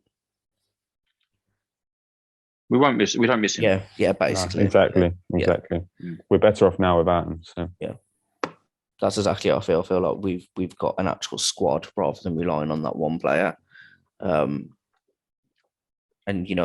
like teams like City, they've got Haaland, obviously top player. They've got De Bruyne, a top player, but they have a squad that works and plays well together. And I think we've not had that for so long now that we have actually got a squad. Obviously, it's not the finished product, but instead of having 2 or 3 good players or great players and them carrying the team, we've now got a squad. And if that comes from sacrificing, a player that carried us, which he did, then if that's the cost, that's the price you pay, then I think it's worth it. And if he's happy at Chelsea, then fair enough. I don't see us as worse. I think we've massively improved, and that's why it doesn't bother me at all. nail on the head. Bang on. Come in, Dylan. Talk us through your midweek results, mate. Do we have to? Well, yeah, you've got away with it so far. Oh, Wigan. Did you go to the games? No. Don't blame you. Going to the one on Saturday. Who have you got? Coventry. Confident. If you don't beat them, you are in big trouble this season. That's all I'm saying. I'm not convinced we will win, to be honest. We've got, I think it's 7 draws, and then a win and a loss all season. Steve Bruce is your manager. Yeah. So we just like, it's not the most inspiring season, if I'm honest. Got Coventry, got Blues next week, to be fair. Hoping that might inspire some winning form. I mean, a win would be nice. They just beat Preston, didn't they? I don't know, to be fair. Yeah, they won at Preston on Saturday. Yeah. Great.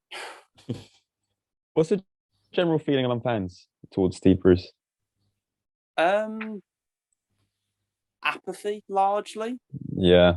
It's like, well, he's not like the greatest option, but he's not the worst. It's just more of a shrug of the shoulders kind of thing. It's just not exciting. Like you say, you just want to see your team win a game. But you want to see your team each week be exciting.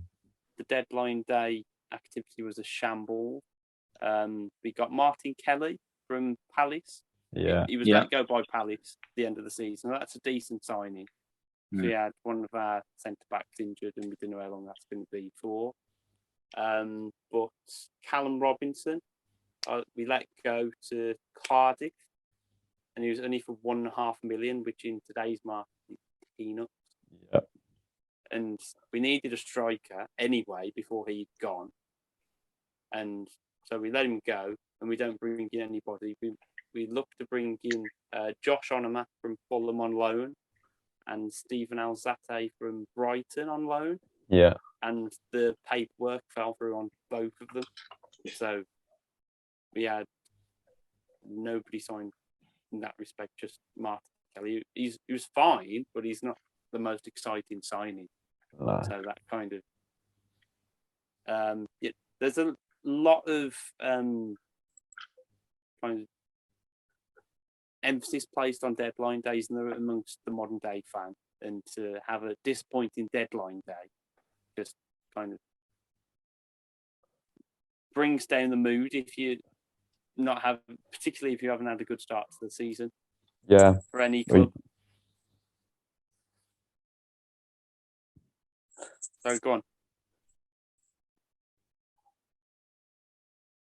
Would you swap Parker for Bruce? No. You wouldn't? No, I wouldn't. I know Parker's won promotion the last couple of times, been in there with Fulham and then Bournemouth fairly convincingly, but I think Bruce will probably help us in the transfer market, because I know I've just said what I've said, but he did bring in the two the Championship's best free agent at the start of the window, which I do think helped. And Bruce is the guy who's won more promotions than any manager before. Is that not down to the fact that you can pay more money than the rest of the Championship? No, perhaps, but Jed Wallace was touted as a Premier League player. That's where he wanted to go, and he come to Albion because he sees that potentially as his best way to get into the Premier League. That was before the season started, but if they can't win a game, then clearly it's not going to go anywhere. So who plays up front for you now? Carlin Grant. I was going to say, was he at Huddersfield? Oh no, where was he? Yeah, he was at Huddersfield. Yeah, he did all right, to be fair, when they was in the Premier League and then when they were relegated and didn't do too well in the Championship in the first season. But we paid well over the odds for him. In 2020, we paid 15 million, which is quite a lot. And the way the deal structured, it's over 5 or 6 years. So we're going to still be paying for him in a few years' time.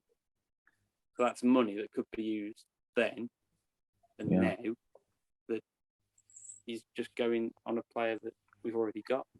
How's Dean Garner been doing? Much improved on last season and large part of the season in the Premier League. He's kind of reignited his form. I mean, I know a lot of. I remember Mark Noble's tweet when West Ham let it go, and it just seemed like he was so highly rated. Yeah. But he's still, interesting to see how he's doing. Yeah, he's quite expensive at the time. I think it was 18 million we got him for. Yeah. Which is a lot for a player that never really took off in the Premier League. We still got game. We still got Kieran Gibbs. No, he went into Miami, didn't he? Yeah. Oh, did he? Yeah. Yeah. Kieran Gibbs was a good player. Yeah. Got him 12 mil. He's right, Arsenal. What are your owners like then? Are they ambitious or literally just you're one of these clubs that just survive?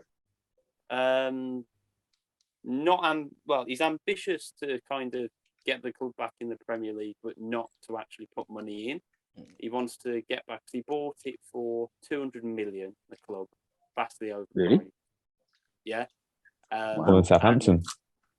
Now he wants to kind of recoup his money, but I think the club's about half that of the value now in the Championship. Yeah, you got to get in the Premier League for everything, can't you? Exactly, and you're not going to get that money in the Championship. And even if you're in the Premier League, you've got to stay in the Premier League for a few years. Yep. So, and to be fair, he never even turns up to the game. He's too busy in China. So, you got a Chinese owner. Yeah, it was a few years ago. It was Wolves, Villa, and Albion all got Chinese owners within like a year of each other. It was a bit odd. And we thought, this will bring in some money because for his net worth. You actually look at his net worth and you'd think, he's going to be one of the fat cat owners, just pumping money into the club, and it's never materialised. I mean, we sold Matheus Pereira last summer, one of our best players, the best player. It was the Brazilian money. Yeah. We sold him to Al Hilal in Saudi Arabia, and he was for 17 million, which is. I remember this because we were linked with him. Yeah. Because he had year you went down, he had a really good season, didn't he? He was the best player.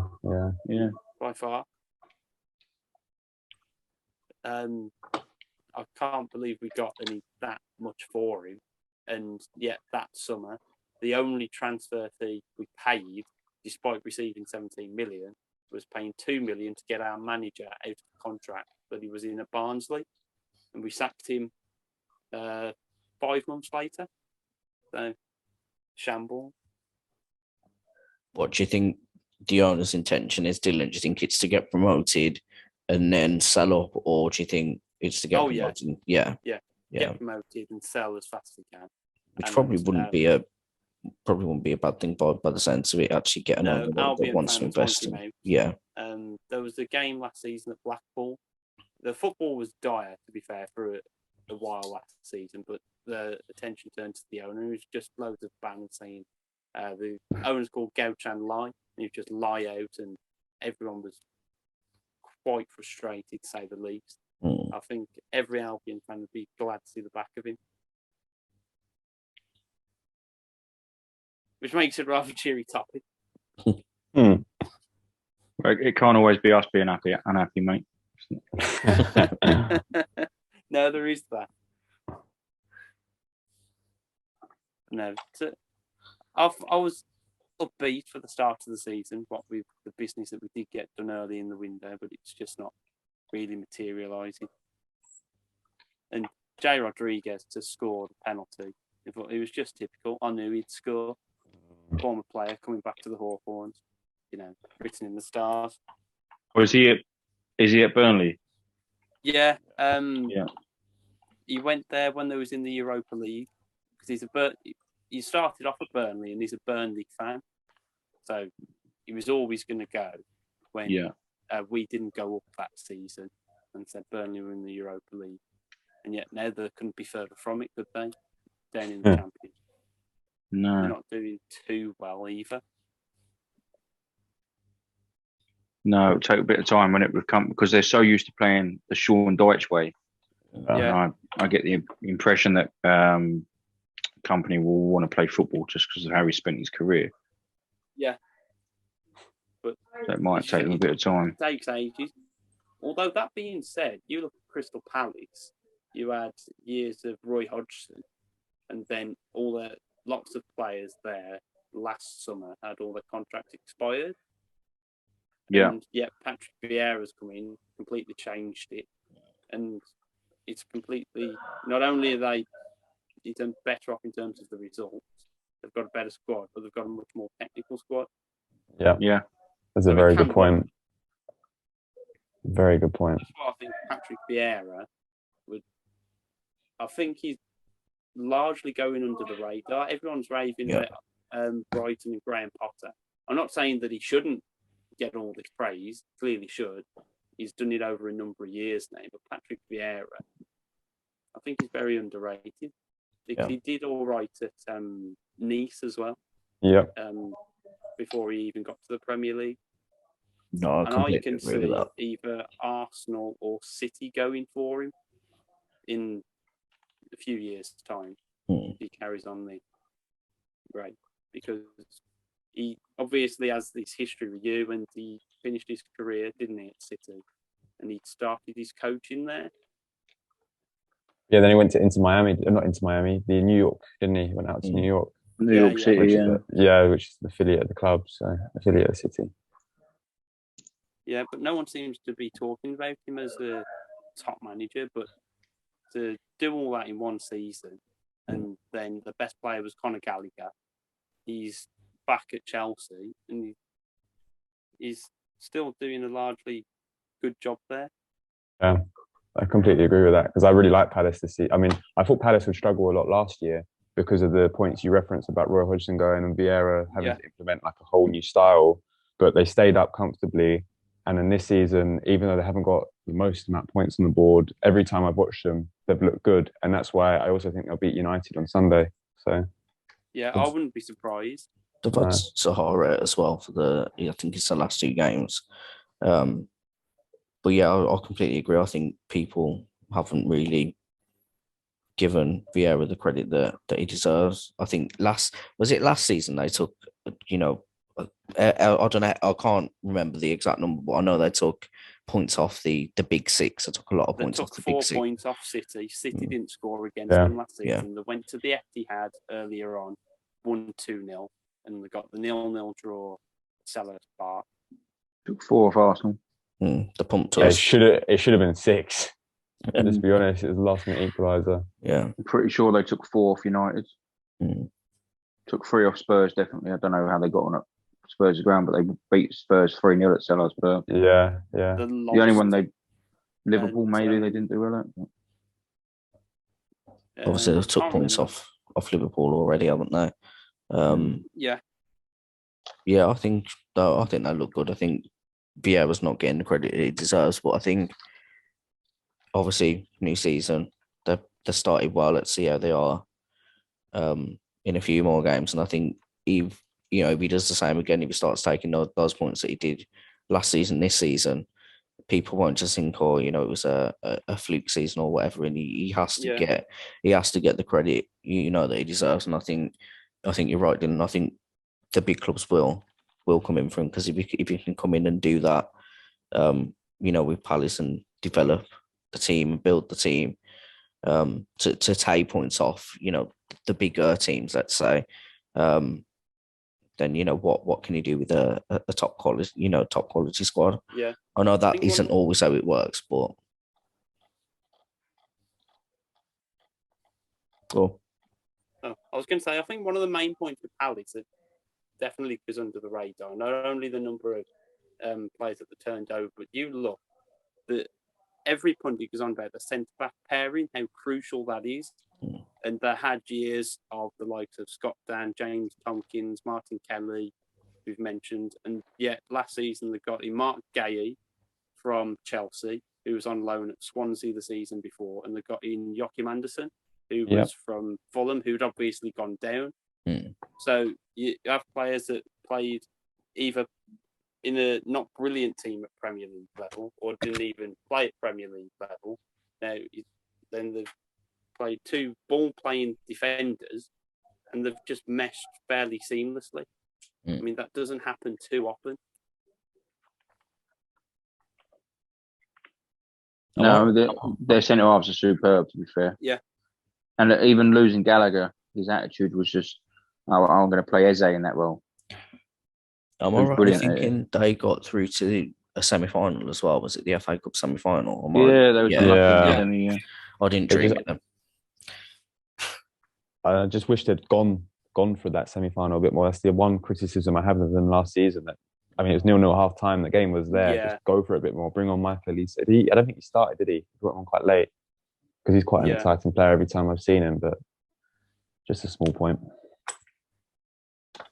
Yeah, big fan of Palace.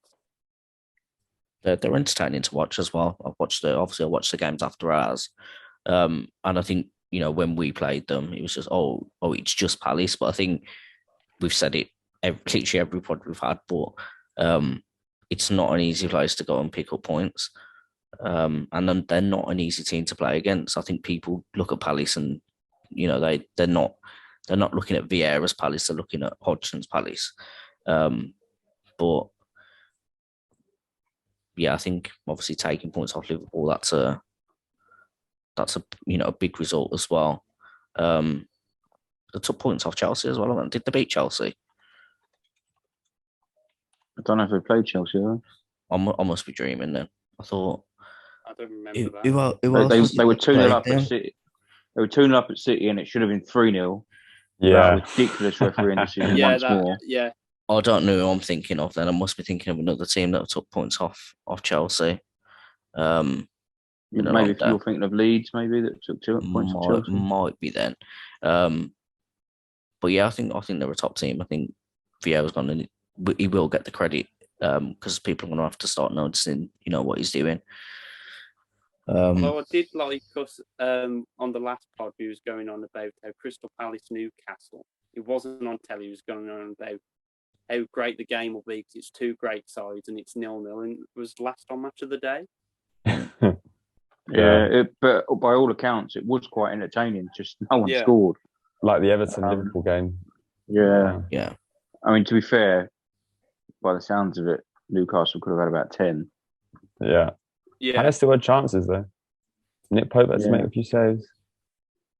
Good. He's in my dream team. Nice little clean sheet. Had him on the bench, man. I put Sanchez in. He concedes 2. He concedes after 50 seconds on Sunday. Like, for God's sake. Shocking. I can't remember who I put in. Oh no, I put Alexander-Arnold and Robertson in and I got subbed off. So I didn't get my clean sheet. Oh yeah. Yes, Alexander started as well. Oh. Yeah. Make it up, could you? I was going to triple captain Haaland, and then people say, "No, it's not. It's not going to play." So I just did a free hit, and I put Trent and Robertson in, and Yeah. Should learn from that.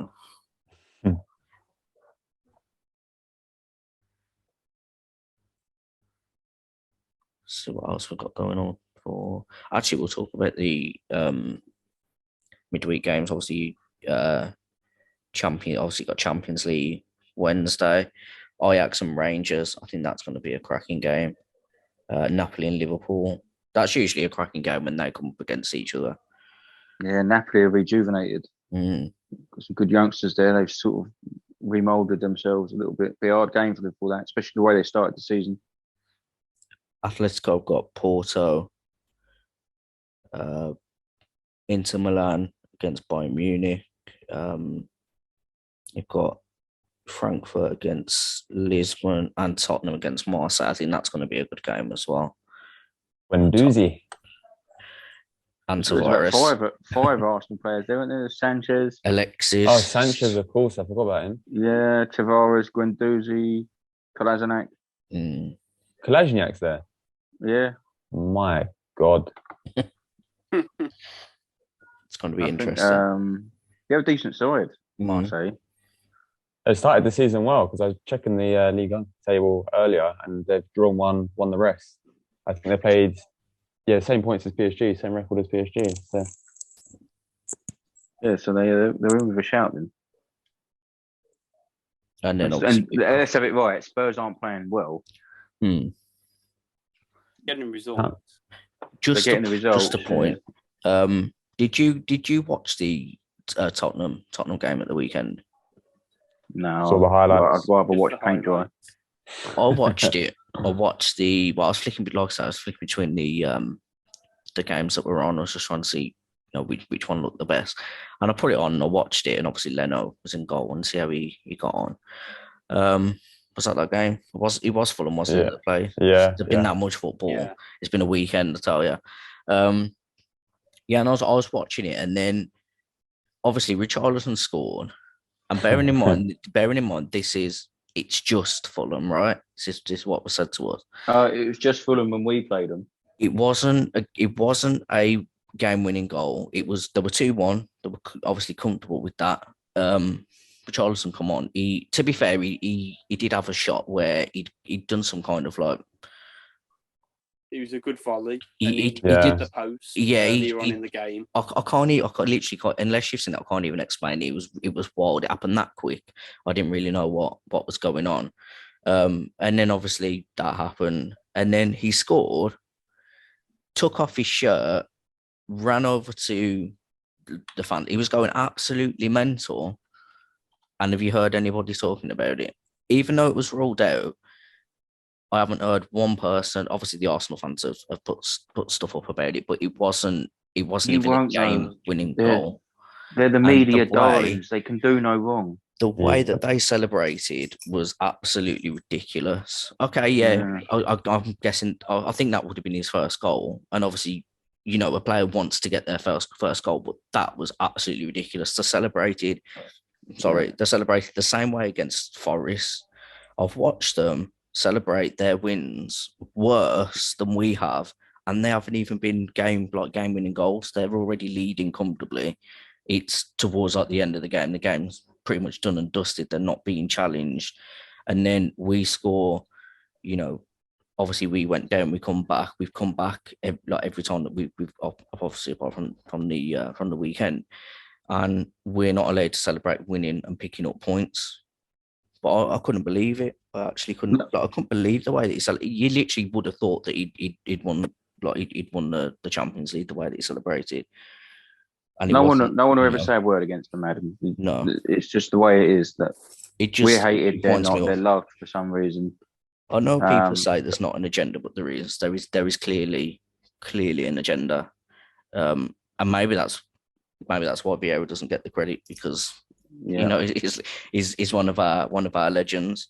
If it had been, I don't know, I can't even pick out a player. If it was Lampard doing this or Gerrard doing what Vieira's doing, you wouldn't hear the end of it. But thing is, don't you think he was a bit harsh though to give Richarlison the yellow card for that celebration? Even though no, any other. really, really funny, and it's same rules applied. He took his shirt off, so no. It's the most concrete rule in football. Yeah. If you take your shirt off, it's ridiculous. Don't get me wrong, but just don't. Why do it? He made himself look a total bellend, and all I thought was you were destined to play for Spurs. Yeah. Yeah. What a tool. I couldn't agree more with that, Paul. I really couldn't. I think he's suited there. But I couldn't believe what I was seeing. You would have thought it was 0-0, and it just won the game for him. Yeah. Like I say, when you score, you're happy, you celebrate. I think the only time I've seen the player do that was when we played Spurs 2018-19, when we beat them 4. We might have been a bit earlier than that, when we beat them 4-2 at home. And we were 2-1 down at half time. And Torreira scored. And he went behind the goal, took his shirt off. Everybody was going mad. And that's Spurs against Arsenal. That's a big game. The fans were up for it. We'd gone down, we'd come back. And I think that was the 4th goal as well. I'm pretty sure that was the 4th goal. It was the final goal. It basically sealed the win, even though we were obviously 3-2. It basically secured it pretty much, and obviously you celebrated like that. And it's a derby, you expect to see that, but I don't know. It's not just because it's Spurs. If it had been anybody else, I'd be saying the same, but it was absolutely ridiculous. And there's nothing in the papers. You haven't got Richard Keys coming out talking about it. I haven't heard anybody on Talk Sport talking about it. The celebration police are asleep when it comes to them. Probably because there's far too much else to discuss, to be fair, this weekend. Yeah. Which is probably bailed him out of a bit of grief, because if there hadn't been any controversial things in so many games, I'm pretty sure a few people would have gone in on him. And the fact it was disallowed as well. It just makes him look a tool. That's the funniest thing about it, is that it was ruled out. But I think, that there is that much to talk about because of the weekend that obviously we've had. Hopefully it's not going to be the same. Next it will never change. If it's not us, it'll be someone else. They'll never get VAR right, because it's not even the technology; it's the Prats running it. Yeah, we've had this conversation many times. Technology's fine. Nothing wrong with the technology. At the end of the day, what can't speak can't lie. You watch video replays and you see exactly what happened. The issue is you've almost got 2 referees now. You might as well just put a second one on the pitch. It's just it's frustrating, because you watch other sports. They've got technology in cricket, they've got technology in tennis, and it either is or it isn't, and they can make a decision within. But they're not seconds. They're not making decisions based on. I can't think what the word is, but what perception? Yeah, it's on the line or out the line for tennis, for example, or LBWs and that. Did it clip the bat? Did it not? They're black and white decisions, whereas football's about perception. The Newcastle goal was disallowed. How on earth did the video referee not see that Joe Willock was pushed by Tyreek Mitchell? Because they didn't show him that angle. I mean, sorry, Lee Mason obviously had that angle, but they didn't show the referee on the pitch that angle, because I thought it was the match of the day as well. If all of us can see that angle, that's corruption. That's cheating. Yeah. That has to be cheating then, because how can they not have that available to the ref, but they can to me sitting in my front room? But then the same thing goes for when Cucurella got his hair pulled and Spurs then scored from how I don't get it. Like, even at any angle, whichever way you look at that, it's a foul. If somebody had done that, we've seen it with Guendouzi, didn't we? When I can't remember who it was. I think it was a Spurs player. It was a Spurs player pulled his hair. You can't pull somebody's hair. It's a foul. I think it's Fellaini. Fellaini pulled, or someone pulled. Oh, it was, yeah. Fellaini, United. Or Fellaini pulled Guendouzi, yeah. Yeah. I'm sure a Spurs player has done it as well. I'm pretty sure a Spurs player has done it as well. But, it's a foul. It doesn't matter which player it is. It doesn't matter which way you look at it. Okay, there is perception, but it only goes so far. For me, the the technology should be, it either is or it isn't. We've got multiple replays, you've got multiple angles. If they can do it for, they can draw the lines for offside, and they can literally do it to, like I say, nose hairs, then they can't draw lines for offside properly. Well, because they don't have the best angles all the time. So, like the Cody one, the angle they had looked offside, but he just wasn't. Yeah, no, he wasn't. He really wasn't. Or even that is done at an angle. Yeah, no, I think it needs to either be it is or it isn't, or they just need to scrap it. If the game moves too quick, I think they just need to limit it to what it's actually going to be used for, and that's clear and obvious. If it's not clear and obvious whether it's an offside, well, not really for offsides, but if it's not a clear and obvious error, then just leave it to the on-field decision. Yeah. And that goes for all teams. Just get rid of it. I'm sure Dylan would be improved though if there was more like accountability of the decision. So in other sports, you get to hear the refs' conversations with each other. So if take the Newcastle one, if you was to hear what Lee Mason was saying to, I can't think of the chap's name now, but he was new to the Premier League. Yeah, the referee on that game. If you could hear the conversation, and at least there'd be some accountability, as opposed to just them knowing. So also that would kind of help the fans keep clued in on what's going on. So you can see kind of the ridiculous nature of if a decision taken 2, 3, 4, 5 minutes, then that would surely improve things. They're on about releasing the conversations after the game, aren't they? But what good is that to anybody? Yeah, no, it's stupid. Because we know the outcome of it. They did speak about showing the replays in the stadium as well, and obviously all we see is the purple screen come up. We don't know what. Obviously, I say like checking for whatever, but everything just goes quiet. Nobody really knows what's going on, and then it comes up about a minute later, and then it goes on too long. They either need to massively improve it and the quality of the officials, or they just need to scrap it all and just go back to how it was. Because I think it is just downright corruption.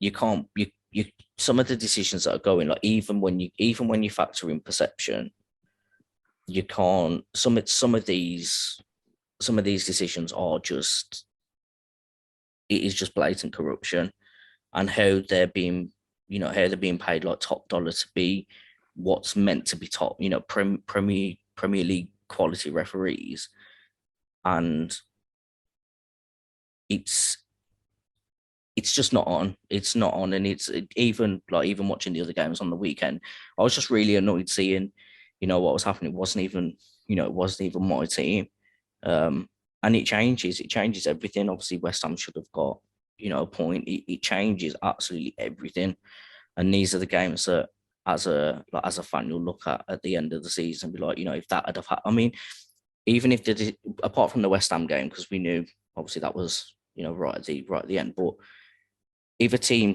gets a penalty or a goal ruled offside or whatever, if that happens at like the 70th minute and it's say like 1-1, 2-2, whatever happens, that can completely change the game.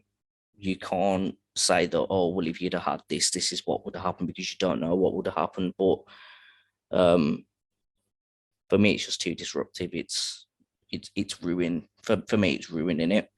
Yeah, I think you spot on there. It hasn't improved it. It hasn't. And when it come in, we expected that all the decisions that we've seen go against us, that change. And the Villa game for me is a perfect example. It was 3 days apart, 4 days apart, and we didn't get decisions. And then in our next game, because it's not going for us, it's going against us. There has to be that consistency. If we'd have got the foul on Wednesday, if the, I don't know, the Ramsdale one, I'm not too sure, because the angle that I got, it looked like he was blocking him. For me, it looked like he was, he was restricting him. But the Saka one, if compared to the Eriksen one, for me, there's not there's not much difference in that. I think Mings was more aggressive with Saka than Odegaard was with Eriksen. But if we'd have got that given, and then on Saturday, obviously the same thing happens, of course I'm not going to complain, because it's just about the consistency, and it's not about going in favour of Arsenal. It's about going in favour of football. It's about going in favour of the the decision that should be given, just like with West Ham, just like with Villa.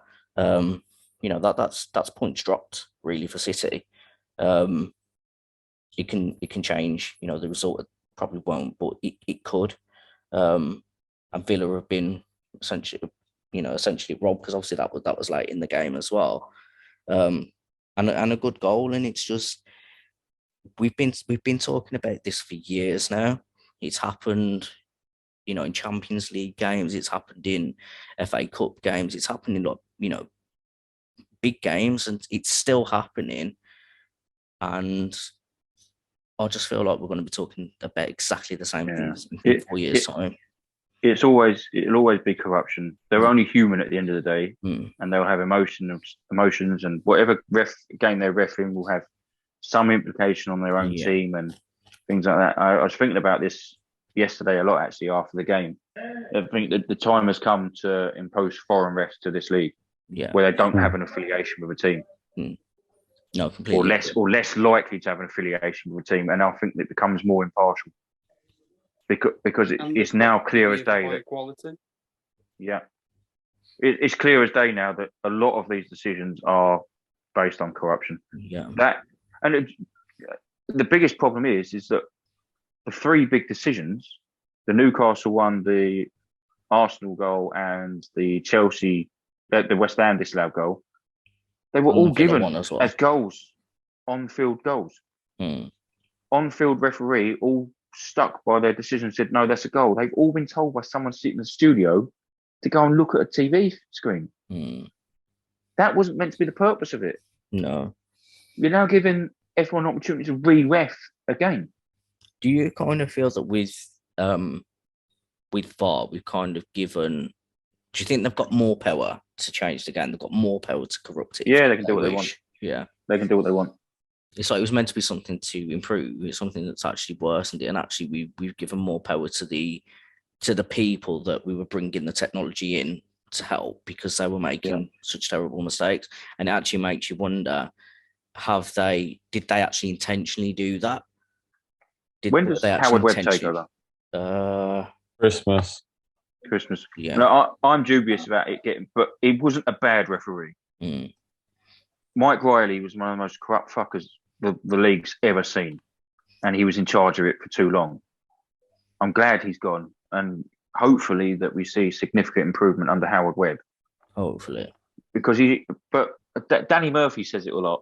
If you ever listen to him on Matchday or Talksport or whatever platform he appears on, get ex-pros involved. There's enough of them kicking around, scratching their ass, doing nothing. Get some ex-pros involved to train the refs, to sit and do VAR. Why not? Because the refereeing decisions, it smacks of those that haven't played the game, because they don't understand what is and what isn't a foul. And that's one of the most fundamental points. That Odegaard foul yesterday, I forget, it was Merson. Obviously, he'll be seen as biased but he's not. He's quite harsh on Arsenal. Said it weren't a foul. Hasselbank said it weren't a foul. Keane wanted to say it weren't a foul because he said it was soft. He admitted such, but obviously he had to defend United's corner. After the game, he then said it was a foul, didn't he? After the game, he changed his stand. He spent a career on telly mugging United off, but they win a game against Arsenal, all of a sudden he's a fan again. Yeah. Oh, he's been really harsh on them for the last few seasons, saying they're not good enough and all that. But I think all the ex-pros are saying it's not a foul. Wrighty said it was, which was a bit of a surprise. Wrighty said that it was. He'll twerk for anybody. Ian Wright said it was. Ian Wright will twerk for anybody. Be surprised if we watch the game. Well, it's frustrating, but they've got to get some. They've got to get some ex-pros involved. Why not sit alongside a ref in VAR and say, "Look, what are you doing? Leave the mic alone. You don't need to get involved here." someone like Jamie Carragher, if that had been given against him on the pitch, he would have screamed in the ref's face. It was nonsense yesterday, that decision. Even Alan Shearer. Alan Shearer isn't like the most pro-Arsenal person. He rarely gives any credit or gives anything to us at all. But he said it wasn't a foul, that VAR shouldn't have intervened. So yeah, there you go. You know, they're all at it. They come out with this big speech how they want the game to be more physical and they're going to let more go. The referees are letting more go, and I'm not having a go at Paul Tierney here. I know he's the on-field ref. He didn't give the foul. Yeah, he was told to go and change his mind. But then I think it's like I said earlier, it's that pressure of nobody else has ever like when they go over to the monitor, it usually means that we know what's going to happen.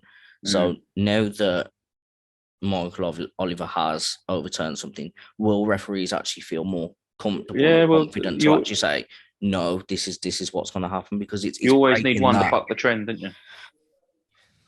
Well, Paul Tierney they should all have bollocks and a bit of pride in themselves to say, no, I've done my job properly.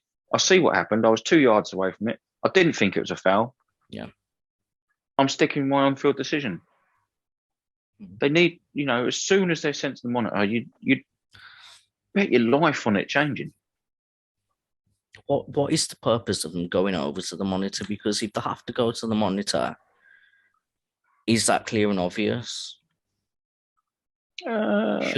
Should the person monitoring, like actually watching the video, they can obviously make a decision. It either is or it isn't, and feed that back. Yeah. Do they not want to make that decision, or do they? Well, they was doing it like that, wasn't they? And there was, I think that they changed it, didn't they, for last season to try and give the on-field ref more responsibility. But it's we all know what happens. Yeah, every time. Oh, sorry, Paul. I think you've missed his foul, but we'll send you over to the monitor for the charade of it. But you're going to have to change your mind, son. Oh yeah, no worries, Lee. Give us a couple of minutes. I'll have a breather at the screen. Yeah, I mean the amount of time that you spent looking at that. It was pretty much the same angle. I know they slowed it down a little bit, but it was, it was the same angle. Well, they showed the angle from the ref's point, looking through Ericsson at Erdegaard. If they'd shown it from Erdegaard's angle more, he might well have felt, oh, he's gone over a bit softly. Yeah.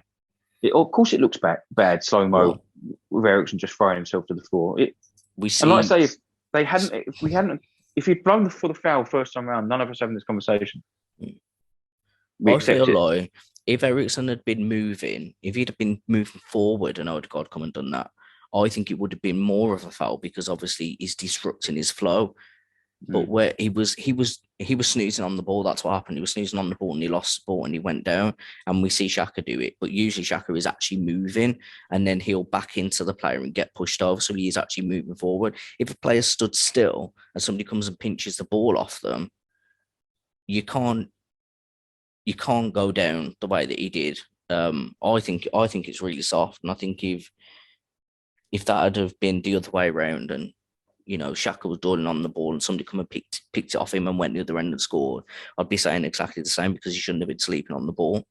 But yeah, I think if a player's actually like if Ericsson had been running or moving forward, and then he comes and nudges him, of course you're going to move because obviously you've got that it's a balance, isn't it? But if you stood there, you've got to literally be bodied, in my opinion. You've got to literally be bodied to go down. But yeah, there's nothing obviously we can do about it now, but it has to improve. It has to massively improve, or just literally get rid of it. But then decisions will still be made, and there'll be no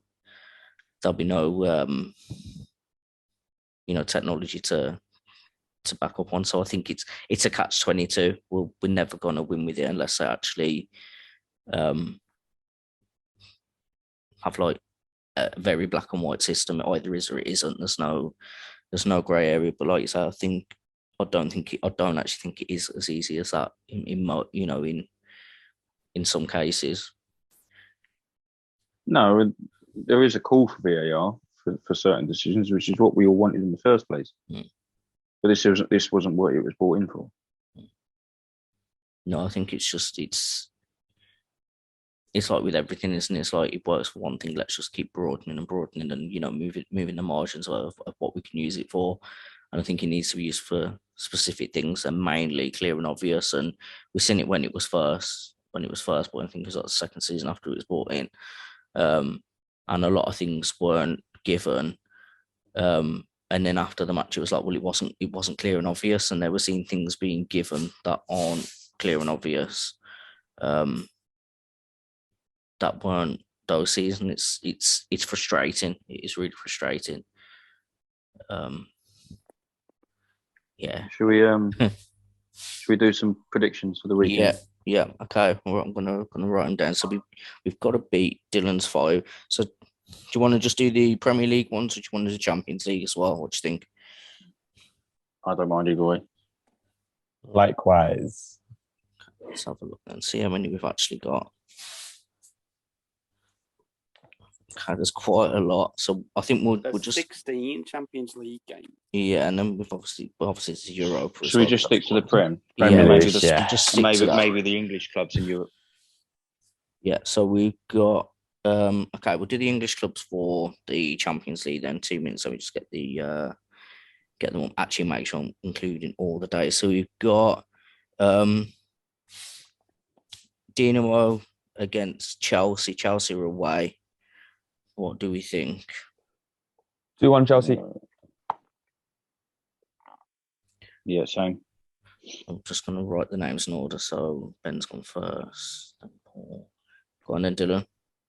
3-0 Chelsea. So Ben, did you say 2-1? 2-1, yeah. And Dylan, you said 3-0, yeah? Yeah.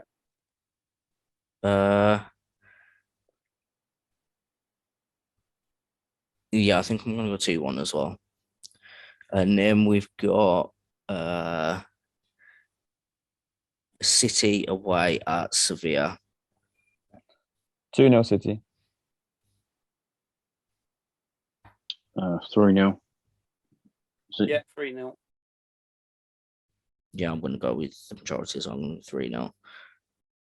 Okay, and then on Wednesday we've got. Not going to go for Celtic Real Madrid. Yeah, my bad. Yeah, we'll put that in as well. So Celtic and Real Madrid. 3-1 Madrid. 2-0 Madrid. Yeah, 2-0. What was that, Dylan? Yeah, I was agreeing with Paul. 2-0 Madrid. I think I'll go 3-0.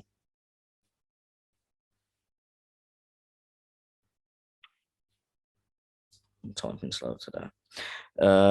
Napoli and Liverpool. Liverpool are away. 2-1 Napoli.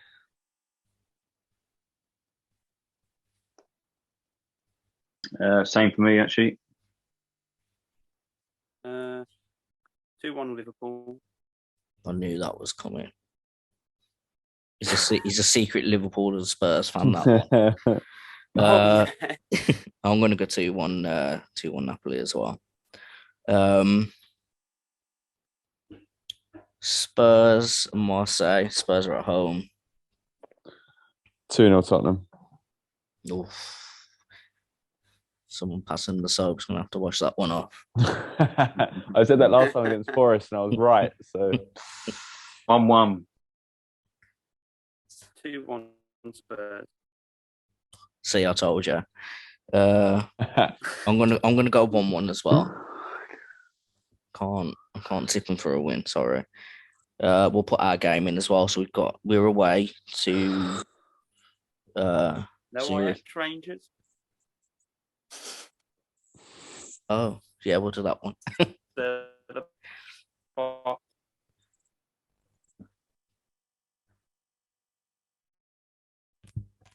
Hello. Who is it? Ajax Rangers. Yeah. Sorry, I think my connection just went a little bit. 1-1. Is that Ajax, right? Yeah, Ajax and Rangers. 2-0 Ajax. Yeah, 2-0 Ajax. I'm gonna go 2-2. Good game. And then our game, we finally get there. Dylan's not reminded me of Miss Funzette. 3-1 Arsenal. That 2-1, Ben. 3-1. 3-1. 2-0 Arsenal. Yeah, 2-0 Arsenal. I'm going to go 2-0 as well. I'm going to have that clean sheet. That's United saucy there. Yeah. Do you want to go for that one? Yeah. 3-0 United. At United? Yeah, at United. Yeah. 3-0 United. 1-1. 1-0 United. Should probably play Maguire, innit? I might have messed up this one. Oh well. Yeah, I'm going to go 1-0 as well. And then into Premier League. So Fulham and Chelsea. 2-2. Yeah, good one. 2-1 Fulham. I was just about to say that. Yeah, 2-1 Fulham. I'm going to go 1-1. Bournemouth and Brighton. 2-0 Brighton. 2-2. 2-0 Brighton. I'm going to go 3-1. Brighton looked good the other day. Leicester and Villa. Oh. That is tricky. Oh. Leicester at home, Villa away. 3-1 Leicester. I don't know why, because I slated him, Rodgers, but 3-1 Leicester. Did you just say Villa at home? Villa away, Leicester at home. Oh, Villa away. 2-0 Villa. 0-0. I'm going to go 1-0 Villa. But it could be like, it depends what Leicester turns up. Liverpool against Wolves. 2-1 Liverpool. 2-0 Liverpool. 1-0 Liverpool. I'm going to go 3-0. Actually, I'm going to 2-0. Southampton and Brentford.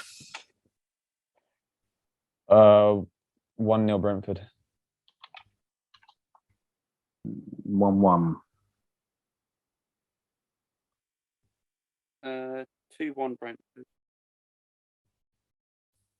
I'm going to go 2-0 Brentford. City against Tottenham. 2-2. Oh, I've got a horrible feeling Spurs are going to win there. But I'm not saying that live. 1-1. 2-1 Tottenham. I'm going to go 3-0 City. And Richarlison's get sent off for taking his shirt off for 2 disallowed goals.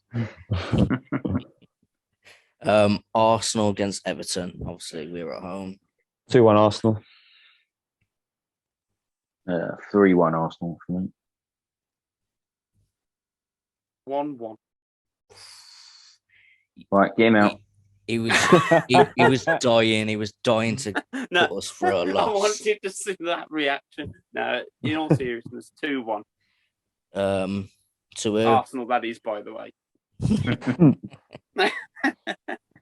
I'm gonna go 3-0. West Ham and Newcastle. That is going to be a cracker. I can't believe that's on at the same time.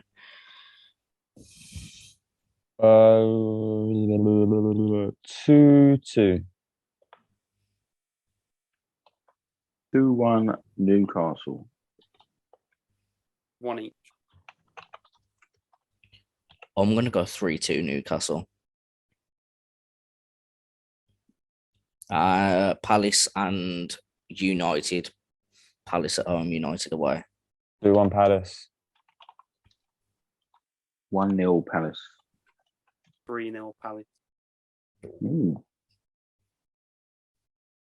You do realise this is recording, Dylan? I'm going to be cropping that down. I'm going to 2-1 Palace. And then Monday, Leeds against Forest. 3-2 Leeds.